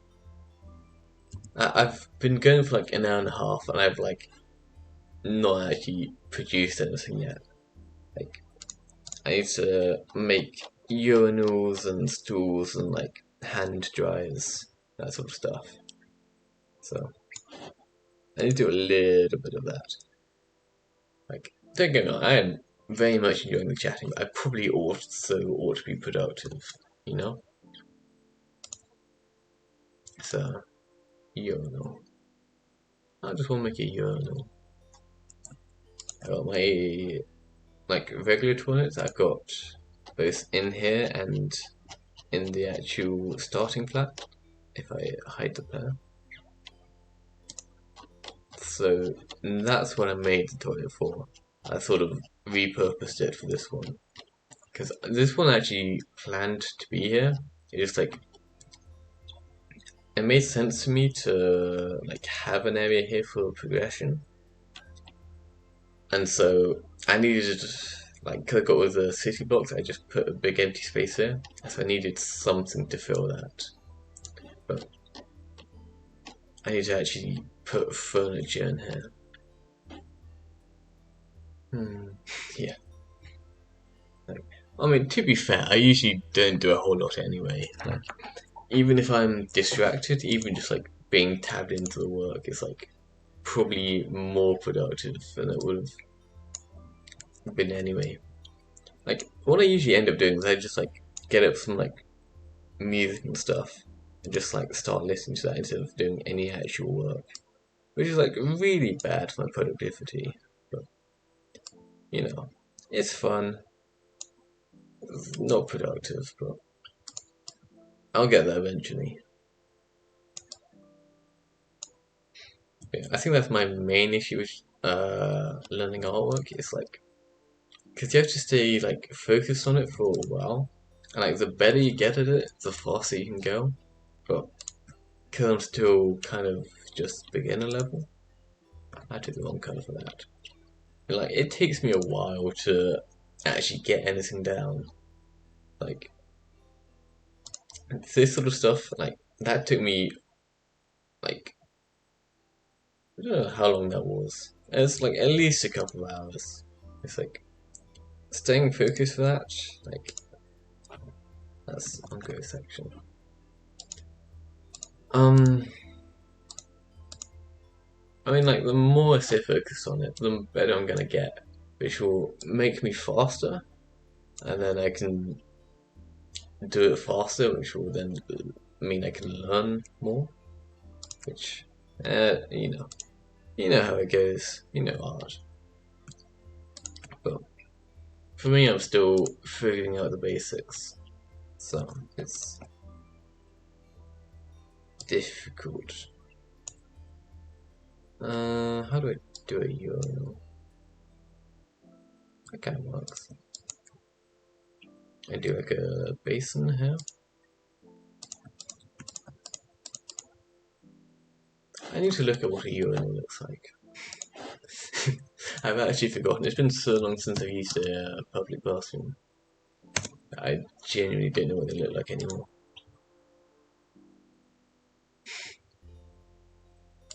Like, look at all these different shapes. Like, no wonder I don't know what a urinal looks like. They don't know what a urinal looks like either. I'm probably just gonna go for like probably this one on the very left. I don't know what these three are. I don't think there's even urinals. That's just art piece at that point. But, yeah. I need to get it to meet at the top.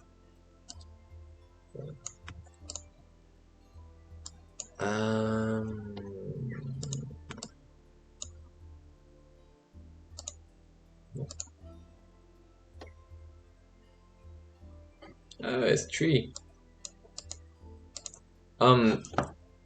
So I did have go up, but that's for. Oh. That was for a karaoke song. So I was like, sometimes if I'm just practicing with the voice, I'll get like someone else's karaoke stuff on, because like even if you like don't know much music, you end up knowing the karaoke songs anyway, just because they choose a very common stuff. So by just going through someone else's karaoke song list, like yeah, there's a lot of different songs there which I can like, even though I don't think I know them, I know them well enough to be able to get a bit of practicing and sing, which for me is very useful because, as I say, voice historically not very good, and I mean no karaoke today, of course, because my throat is fucked up, but I mean, I had fun with it last night. I'm definitely gonna get the dudes to do more of it because it's kind of funny. But I need to let my throat rest because otherwise I'm gonna be like losing my voice for an entire week, which would be very funny, but not very good. uh, yeah, karaoke was good. I mean, we're all terrible at it. Like, I think the main issue we had was because we were doing it over Discord. Like, Discord has a slight delay. Like, if you had two people singing, like one of them tried to sync up with the other one, they'd end up being slightly slower. And then if the other person then tried to sync up, then neither of them are actually like on time. Like you can't be on beat with each other because you're always slightly off. But having the button there did actually help a fair bit, just because we then all have the same set point. Although maybe we'll have to like start doing karaoke solos.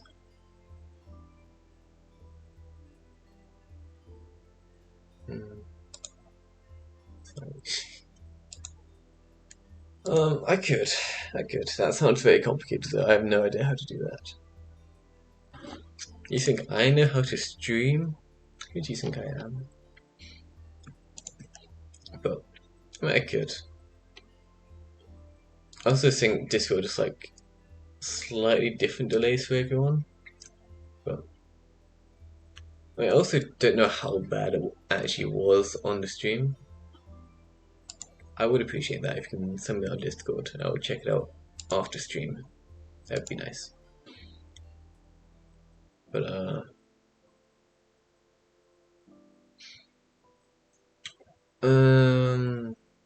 yeah, Discord probably not the best way to do a karaoke, but it was fun either way. I've got slightly brighter. Yeah.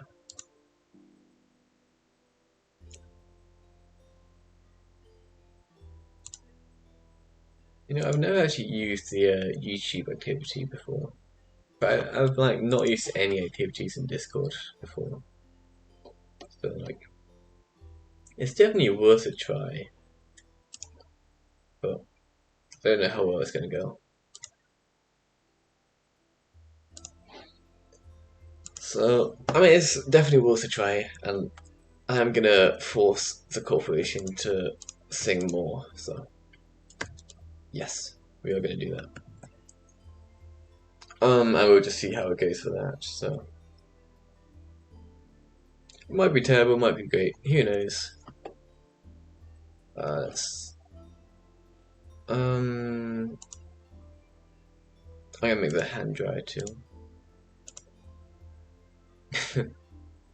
Hey, we are like professional level singers, you know. Like, corporation is like very, very skilled and high quality, of course. We would have nothing else but the best. I'm lying. But we do have fun. No scam, no scam.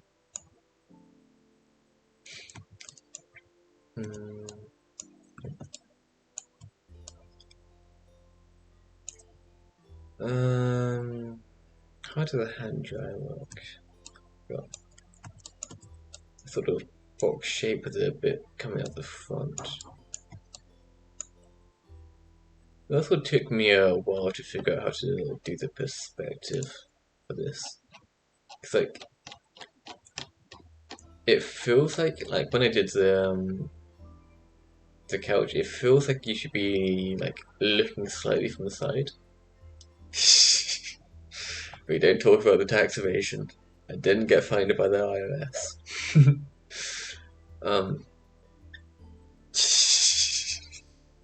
I was innocent. I mean, that was the IRS's fault. Like, you know, then I still need to file the state. Well, I'm not going to file the state taxes. The state can get filed. Like as far as I'm aware, the state does not have the legal authority to arrest me over not filing that. So basically, not my problem, and I don't owe them anything. Like the state of Connecticut owes me $80, and then because I didn't file it on time, that's a $50 fee. But the reason I didn't file it on time is because like I started filing my taxes like a week before the deadline, which is entirely my fault, I know. But like they wanted me to like physically mail my tax return to like one specific building in the States, and it's like I'm not gonna do that. And that cost me like at least $20, and then at that point I'm only making $10 back. It's like you can file your taxes online, but to do that you either have to have like a driving license or ID in Connecticut so you're on the system, or you mail it in physically once and then you can do it online after that. But like I of course don't have any of that. So I can't do it online, and I'm literally in the wrong country halfway across the planet. So I'm just not filing those. Like the state of Connecticut can get fucked. I haven't even committed well, yeah, it might be a crime, but you know, it's kind of my fault. But you know. Um, so yeah, I may have committed tax evasion, and I may have only filed half of my taxes. But I think overall, I'm doing pretty good. I also don't think the IRS have actually taken my money. I want to check. It's like, you'd think when you're paying taxes, they would just, like, actually take the money. But instead, you just get a confirmation that they're going to take your money, and then they just don't take it. Which, I mean, I assume they're going to take it at some point. Like, if not, the deadline was today, and I very certainly had to be before today. So, if they don't take my money, then I have once again committed tax evasion, which I'm going to get fined for. But it should be on the record for the IRS that I paid.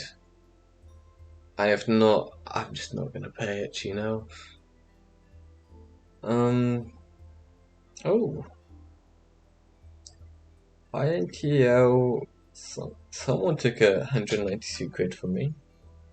Who is? Who is this? I'm assuming this is the IRS. INTL APC. Oh yeah, U.S. Treasury. Okay, I have officially paid my taxes. But yeah, it took them a while to take my money. You know, I don't know what the IRS is up to. But like, they're literally a financial institution, and it is so hard to give them money. I have successfully paid taxes. Yes. Um, like, you'd think if there's anyone you can pay without having issues with it, it would be the IRS. Like, I broke so many of their systems, like, figuring out how to pay the taxes. Like, because, like, when I put my address in to their system, I put a comma in it. And apparently, the thing, the finding the taxes lets you put a comma in. But the thing you do to check your records doesn't let you put a comma in. I copied everything else one to one, and it wouldn't work. So I'm fairly certain they got two different systems which they both need to be working with each other, and yet they are like partially incompatible. And I have no idea how someone fucks that up. But see, I couldn't do it with the iOS, and then I tried to do it with a third party one, and yeah, I put the wrong zip code in, but in order for them to change what my zip code was, they had to verify that my card was correct, which they were doing by sending a $0 transaction to me with the wrong zip code, which then I didn't even know they were doing it until I saw the emails, because I got locked out of my bank cards because I was trying to pay my taxes. um, so I ended up paying them to another third party tax paying company, which, I mean, that entire thing was just a nightmare. I hated that. That was terrible. But, I mean, I got them paid eventually, you know? Paid taxes are paid taxes. Like a metal cup. I mean, like, hand dryers are just like a button on the front and a thing that goes down to blow hot air. Like, it's probably not like that. It kind of has to be.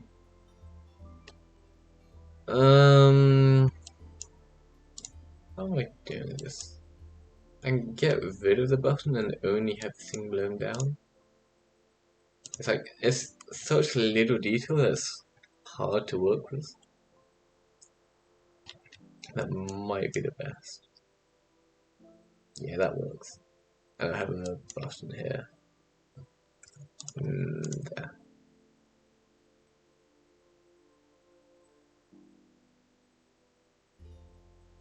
I need to fix the spacing. No. Pixel art, sometimes incredibly easy, sometimes incredibly hard. Like, because you've got such little detail in it, like, you put anything down and you're already, like, mostly done. But if you're, like, trying to do something and it, like, you can't get the detail in, then it's, like, you have no idea what you're doing for that. So, is this good enough? I'm not sure I like the urinal. Like, something feels wrong about this, but I'm not sure what. You know? Maybe the entire back section should be like that. I'm gonna have it like curved in a little bit. I'll do this.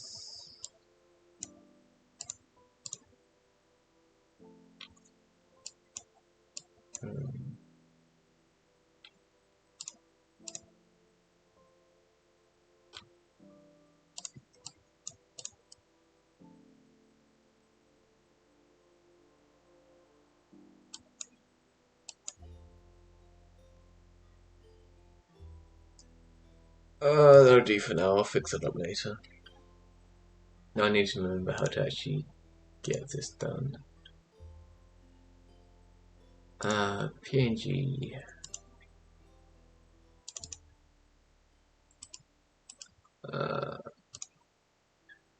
We need flat furniture, I believe. If I do get this wrong, it doesn't actually matter because it's just I have this like one main file with everything in it, and then whenever I'm moving stuff to Godot, I just save that one frame as a PNG.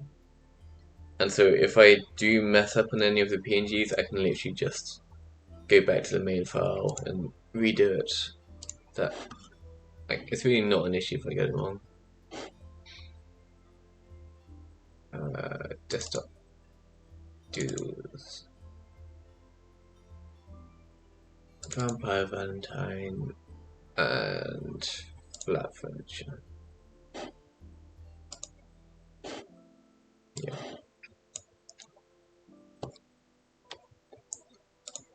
So now I should have that in Godot. I just need to actually put it down somewhere. So yeah.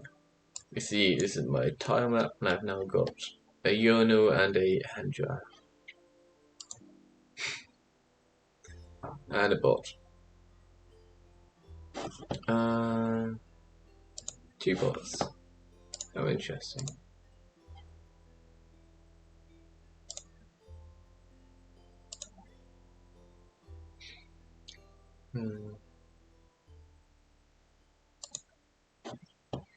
I did figure out how to delete them though.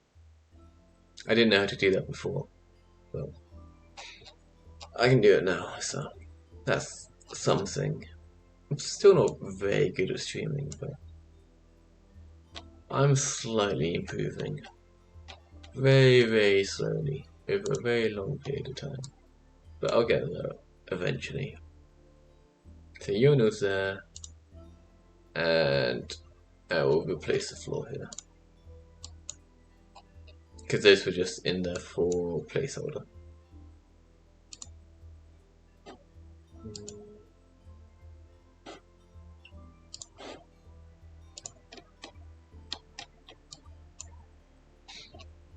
Like, that looks pretty good to me. It's like very porcelain today. I had to like fancy looking pasta for breakfast. I've actually still got an entire bowl of pasta waiting for me on my desk. I do the like regular pasta for this one, but like I figured I might get hungry while streaming, and I didn't want to like end stream to cook some pasta and then like restart it, something like that. So I've just got like an entire board of pasta just on my desk waiting for me, which, you know, it's a little bit cold now. Pasta is just good food, you know? Everyone loves pasta. Hmm.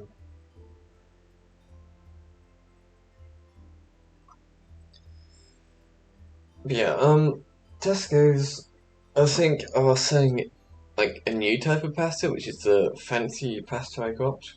It looks like it's one of the Nest ones, but I think it's just like I don't think it's actually a Nest. It's just how they packaged it.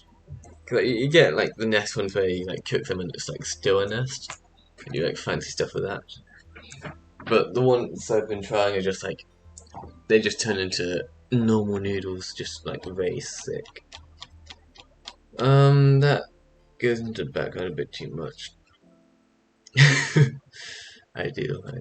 Like, I keep all my cooking stuff like directly behind me at the moment because I've lived in shared accommodation for the last 3 years. So I get my own bedroom. There's like a shared kitchen. Sometimes I get my own bathroom. Sometimes it's shared. At the moment, it's shared. But like, if you have something in a shared kitchen, like 100% someone is going to take it. Like, if you're storing it in a communal space, it just becomes communal property. Like, so I very quickly got used to just like storing all of my cooking stuff just like on my bedroom floor in the corner, which looks absolutely terrible. Like like I got a corner of my room which just looks completely covered in trash, but it's just like a pile of like a pot and a cutting board, pan, frying pan, baking pan, that sort of stuff. But like it looks so bad, but it's entirely functional. So like unless it needs to go into the fridge or freezer, I have my pasta and other foods just in that pile ready to go. So I do quite literally have pasta and sauce just arm's reach. But you know, it's surprisingly useful. Oh, my throat. um, I would like to make these interactable, but hmm. I want to make it so you can like open and close the lids or like flush them, something like that. But I think that comes later because when I started this, I like put all the furniture as their own layer, but because I'm doing the objects as interactables, it's like I might end up taking the furniture layer off and like having these as their own individual objects so you can interact with them better. But I could also just like overlay like specific changes. Um, if you're doing it for the corporation, I feel like it's got to be Midas by default. If we're doing it with just a couple of us, it can be whatever we want. But like, as I say, I think between us we do have most of the skills required to make a game.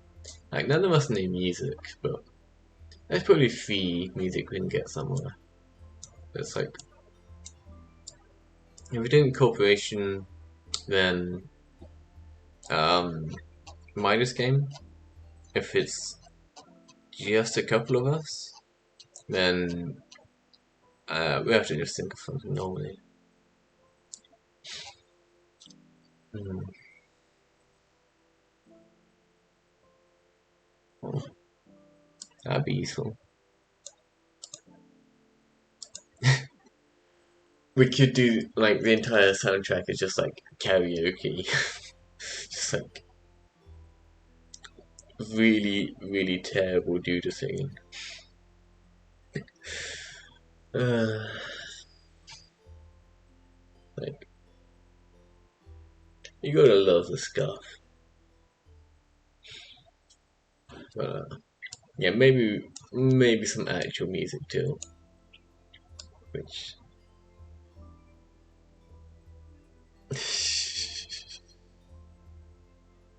we do like two soundtracks. Like one of them be like actual professional music, and like one of them be a complete shitpost. Like because you have the I'm not gonna play it on stream, but you have the Terraria music, and some guy did a cover of like most of the songs. Like there's like different people doing different versions, but there are people like doing all of the sounds of the like instrumental song just with their voice. And it's like surprisingly good, but also a shitpost. And you kind of gotta love it, you know? We need to get Danette to do karaoke at some point. Everyone else has done it. Just bully Danette into singing. That'd be interesting. Maybe next corporate stream. We'll see. Uh,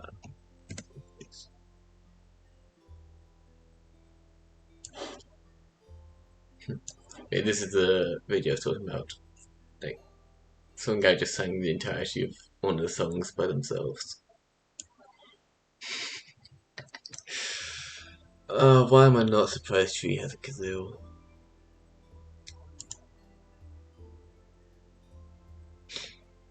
It would be interesting to see how good Danette is at singing. Like, I know our singing is like mostly a shit post, but we can actually do some like sort of high quality stuff sometimes. Like, we've definitely got at least above zero potential, so it'd be interesting to see.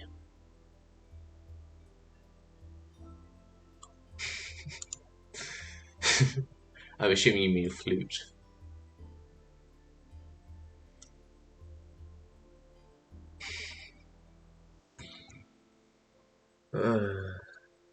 Scuffed. You gotta love him.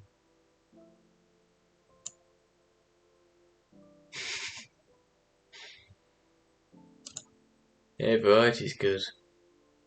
Like, we're actually surprisingly different. Like, you sometimes get people, it's like, you put them on the mic and they sound like identical. Like, most of us are from like different countries. I know me and Trio are both British, but like even we got like different voices. It's like we got like decent variety, decent variety to choose from.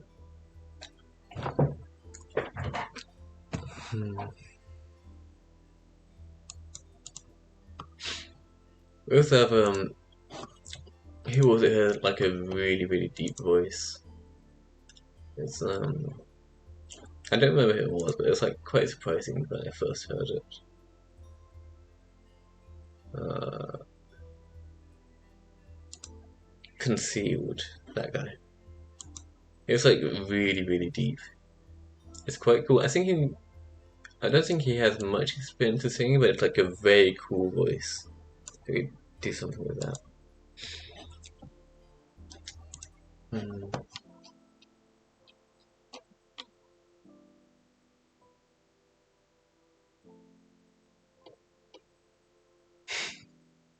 True.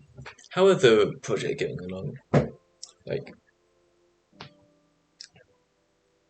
because I wasn't sure if it would actually happen, because like, I've heard a couple of the files that got sent to you, and it's like, well, we're not quite professionals yet, so part of me was wondering if it, like, crashed and burned just because we got terrible vocals, but yeah, I've been looking forward to it if it does come out. But yeah, good to hear it's still going. Because part of me was thinking he might have died, but we'll see. I wanna hear that.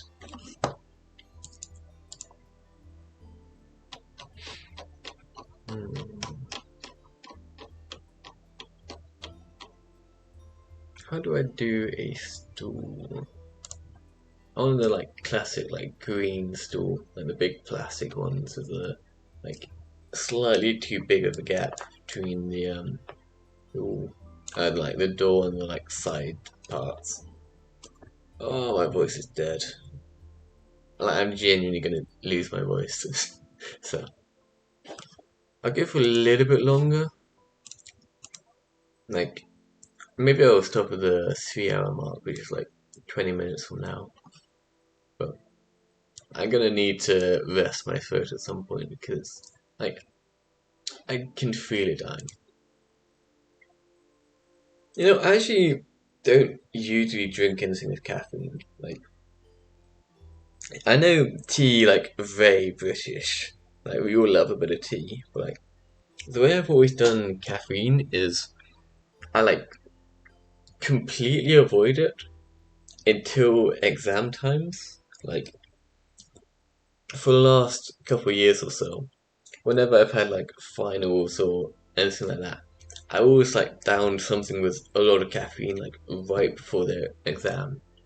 Like at the end of high school or maybe sixth form. Like because my dad drinks a lot of cola, so I like take some of his cans. Cause like I didn't have any caffeine at all, so even just like a little bit of Coca Cola was like a lot of caffeine for me at the time. And then like over the years, I like gradually like upped the amount of caffeine that I have. It's like for my university finals, I was drinking like entire cans of Monster Energy and like Red Bull. Like I think what I usually ended up doing for my university finals is I do like a full can of Red Bull and a half can of Monster Energy. Uh, I mean, I passed all my exams, so I assume it worked. I have no idea what would have happened if I didn't drink them. Like, I probably still would have passed, but I definitely did use caffeine as a crutch. But like, I use caffeine like strategically. This is like cans and like Fallout, because you don't just like take them like regularly. You just when you have like something you need to do, you then like down all the cans like right before it. Yeah, I had the exact same thing. Like a can of cola when I first started, like literally shaking, and like nowadays, like full can of Monster Energy, absolutely fine. It's I mean, it's probably good that it happened in the pace that it did, because like I am, I'm done with exams now. I most likely never need to do another exam, which is incredible to feel. Like, but like this is a point where I'm like as caffeine like resistant as I've ever been, even though I don't drink it often. I'm just like used to it at this point. So I feel like, mm, yeah, I got resistant to caffeine at the point where I stopped needing it, which is very good timing in my mind. I need to build a stool. What I'm probably gonna do is I'm gonna put this stool. I'm gonna put this toilet onto the next layer down. Like in Godot, I've got like 3 layers. I've got furniture, floor, and furniture too. So I can stack some furniture on top of other furniture, which is quite useful. But at the moment, I got the toilet on the uh, bottom layer. So if I move it to the top, then I can do a full stool, like bathroom stool, and just have that so it's always behind the toilet, even if I change what the toilet's like. So that's probably like this toilet is gonna end up somewhere on here. But you can see it with like how I handled the bed. So I've got the empty bed frame here, and then I've got the duvet and pillow on the next layer. So I can then change what the duvet looks like. So I can have it like slightly opened or like made up as it is. And the underlying bed will always remain the same, which that's probably like slightly more efficient ways to do it, but that's just how I'm running it at the moment, and it's working fine so far. As I say, I might need to switch it up for interactables, but I'm probably just gonna take some select things out, like I'd probably take the oven, the microwave, stuff like that off of the furniture layer and then just keep everything else in there. And just have these objects as like their own individual thing and just put them in anywhere. Oh, my throat. uh, hmm. I also need to actually put some stairs in. I think it's time I move these stairs over. Because I have this area, the main area in the subway, is 3 different floors. But I do actually have a floor system. So you can't go from the top floor down into the subway, you have to go top floor, street layer, and then subway. But at the moment I don't have an actual proper stairs from the top layer down to street level. So I probably ought to change that. But you know. In fact, I probably ought to put a ground floor on this, now that I think about it. That's probably like one of the big things I should be doing. I'm gonna write that down. Ground floor. See, at the moment, the top floor is just all of this. So, there is a ground floor, apparently. I think that's an accident. But I probably ought to like actually put a door in and all that fancy stuff, you know? But I'll figure it out. 600. This is supposed to be like a stairway here and like 2 elevators. I might make it only 1 elevator, but you know, I had a room here, so I wanted to use all the room, but I might not actually need all of it. So I might end up like putting the elevator here and just like move the stairs over by 1, and like I can have different walls for the elevator and the stairs. So I'll sort that out. Let's see. Minus 250 maybe? 240. Minus 240. I need to make it bigger. If I remember how.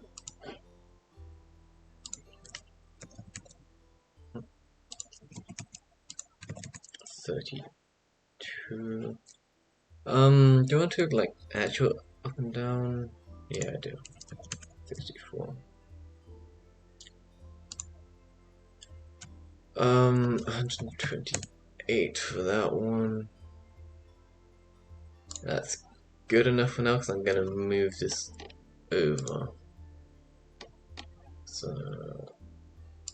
third floor. I'm gonna move these stairs to be slightly to the left, and then move this door over. I'm gonna put a wall around the stairs. 1, 2 gap, 1, 2. Do it like that.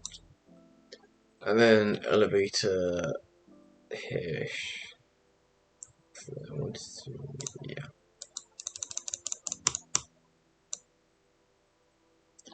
That isn't going away because it's still on the ground floor, but it's fine. Put that there. Put this across. And that is an elevator. So good at games. It might be better one further over actually. Definitely better ways I can put it in. Yeah, one further over. With all of this over. If I can remember how. And I'll move this over too.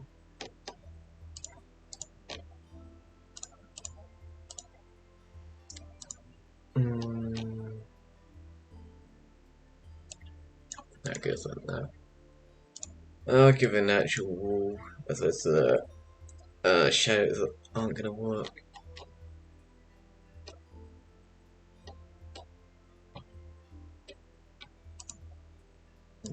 What time is it? Yeah, I'll do 10 more minutes of stream so I can make it to 3 hours. And then I'm gonna let my throat rest. And I'll be back on Wednesday for the invitational. Corner, corner, corner. This is a top and bottom.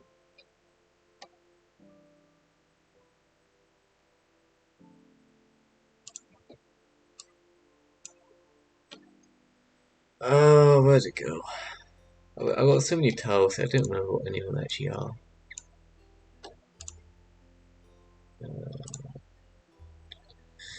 I'm gonna need to make some new ones anyway. I've got like 20 different tiles for these, and I still don't have enough. Like, it's kind of sketchy. Like, because I've only got the walls as 1 block wide, which it might be better to have them as 2 blocks. I might change that. No.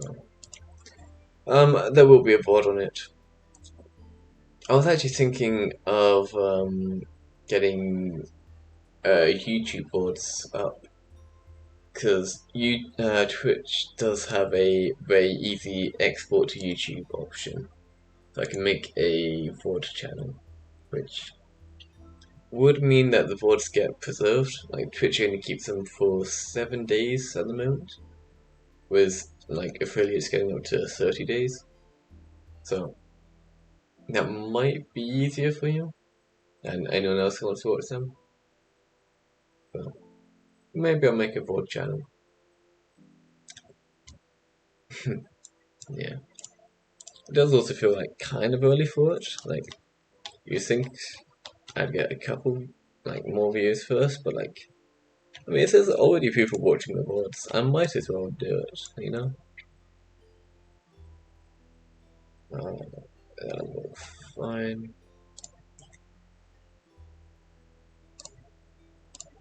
So, yeah, I just figured it'd be easier for people. Plus, it means that like people want to like look back on like my early work and like where I came from, and it means I leave a nice like history of everything I've done, which would be nice. Yeah, door here, and do like a double door there, double door, and then notice board. I need to make this match the upstairs. I think I just copy paste it. If I select the right layer.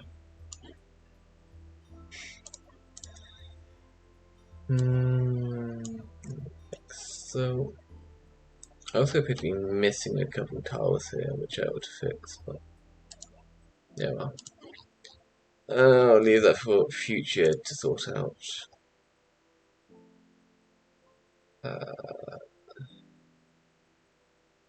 Where did I put it? It's definitely not there anymore. It might be there, maybe. Oh no, it was here. So third floor, that's still off by a block. Oops. Put that there. And I'll fix up the wall.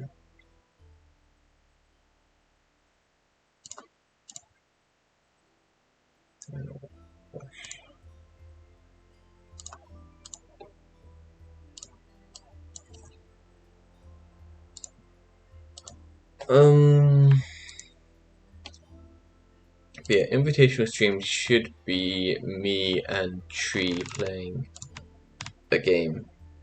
I forget what the game is called, but it's one of the fighter style games, kinda like Street Fighter, but it's like you actually move around with more. I don't want to say open world, but you definitely have more freedom of movement. So that should be that stream. And yeah, it's a 2D fighting game. I can probably check what the game was actually called. Uh, yeah, River City Girls. Yeah. Because that was the type of game suggested for what to make, but I don't actually like know many games like that, so Tree is gonna show me that style of game and we're gonna play it together. That should be on Wednesday. If Tree's busy, I'll do a solo stream. Or maybe I'll force the net to do karaoke. Maybe not, maybe not. That would be pretty fun though.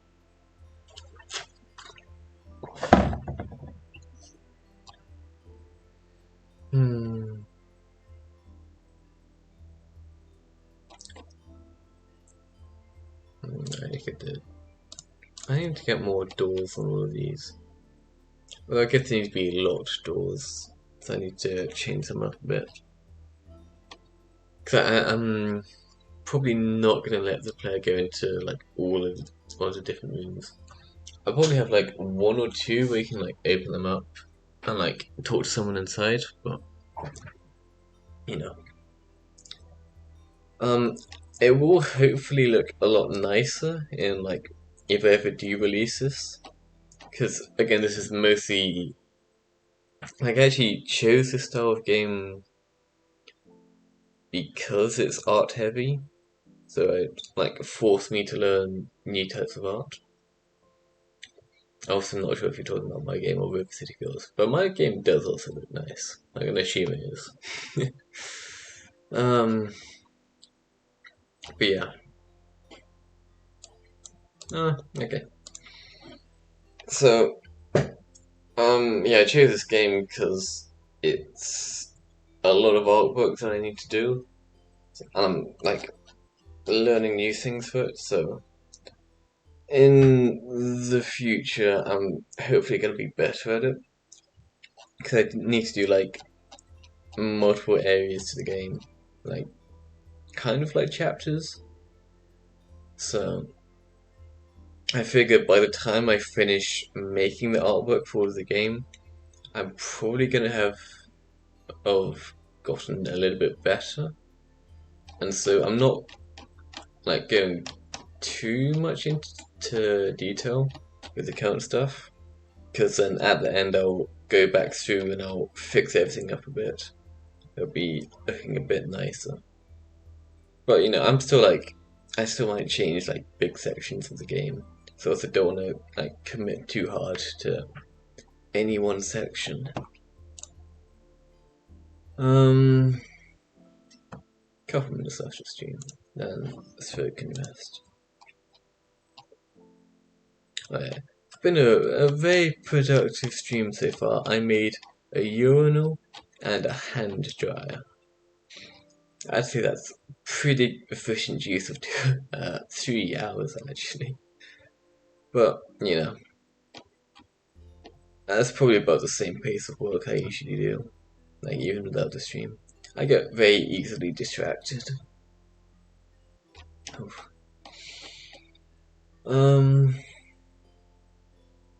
Yeah.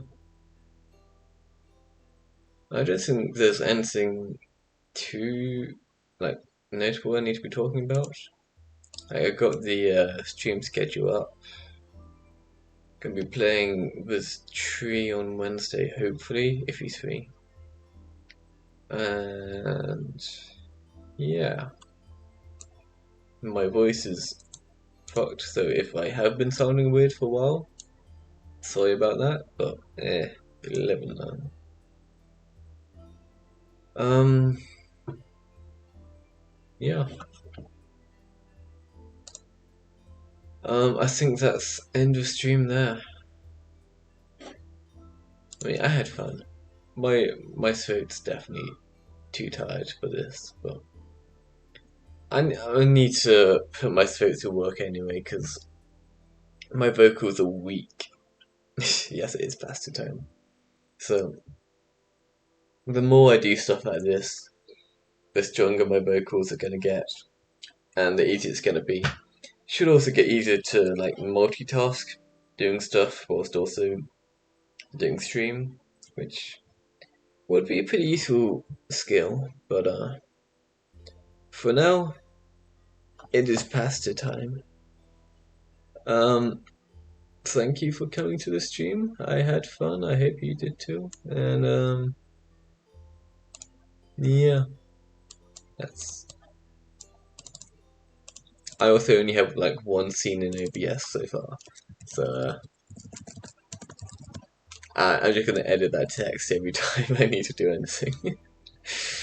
Only the like highest level professionalism. Yeah.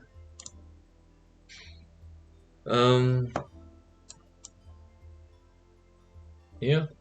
Well, thanks for watching. Past the time.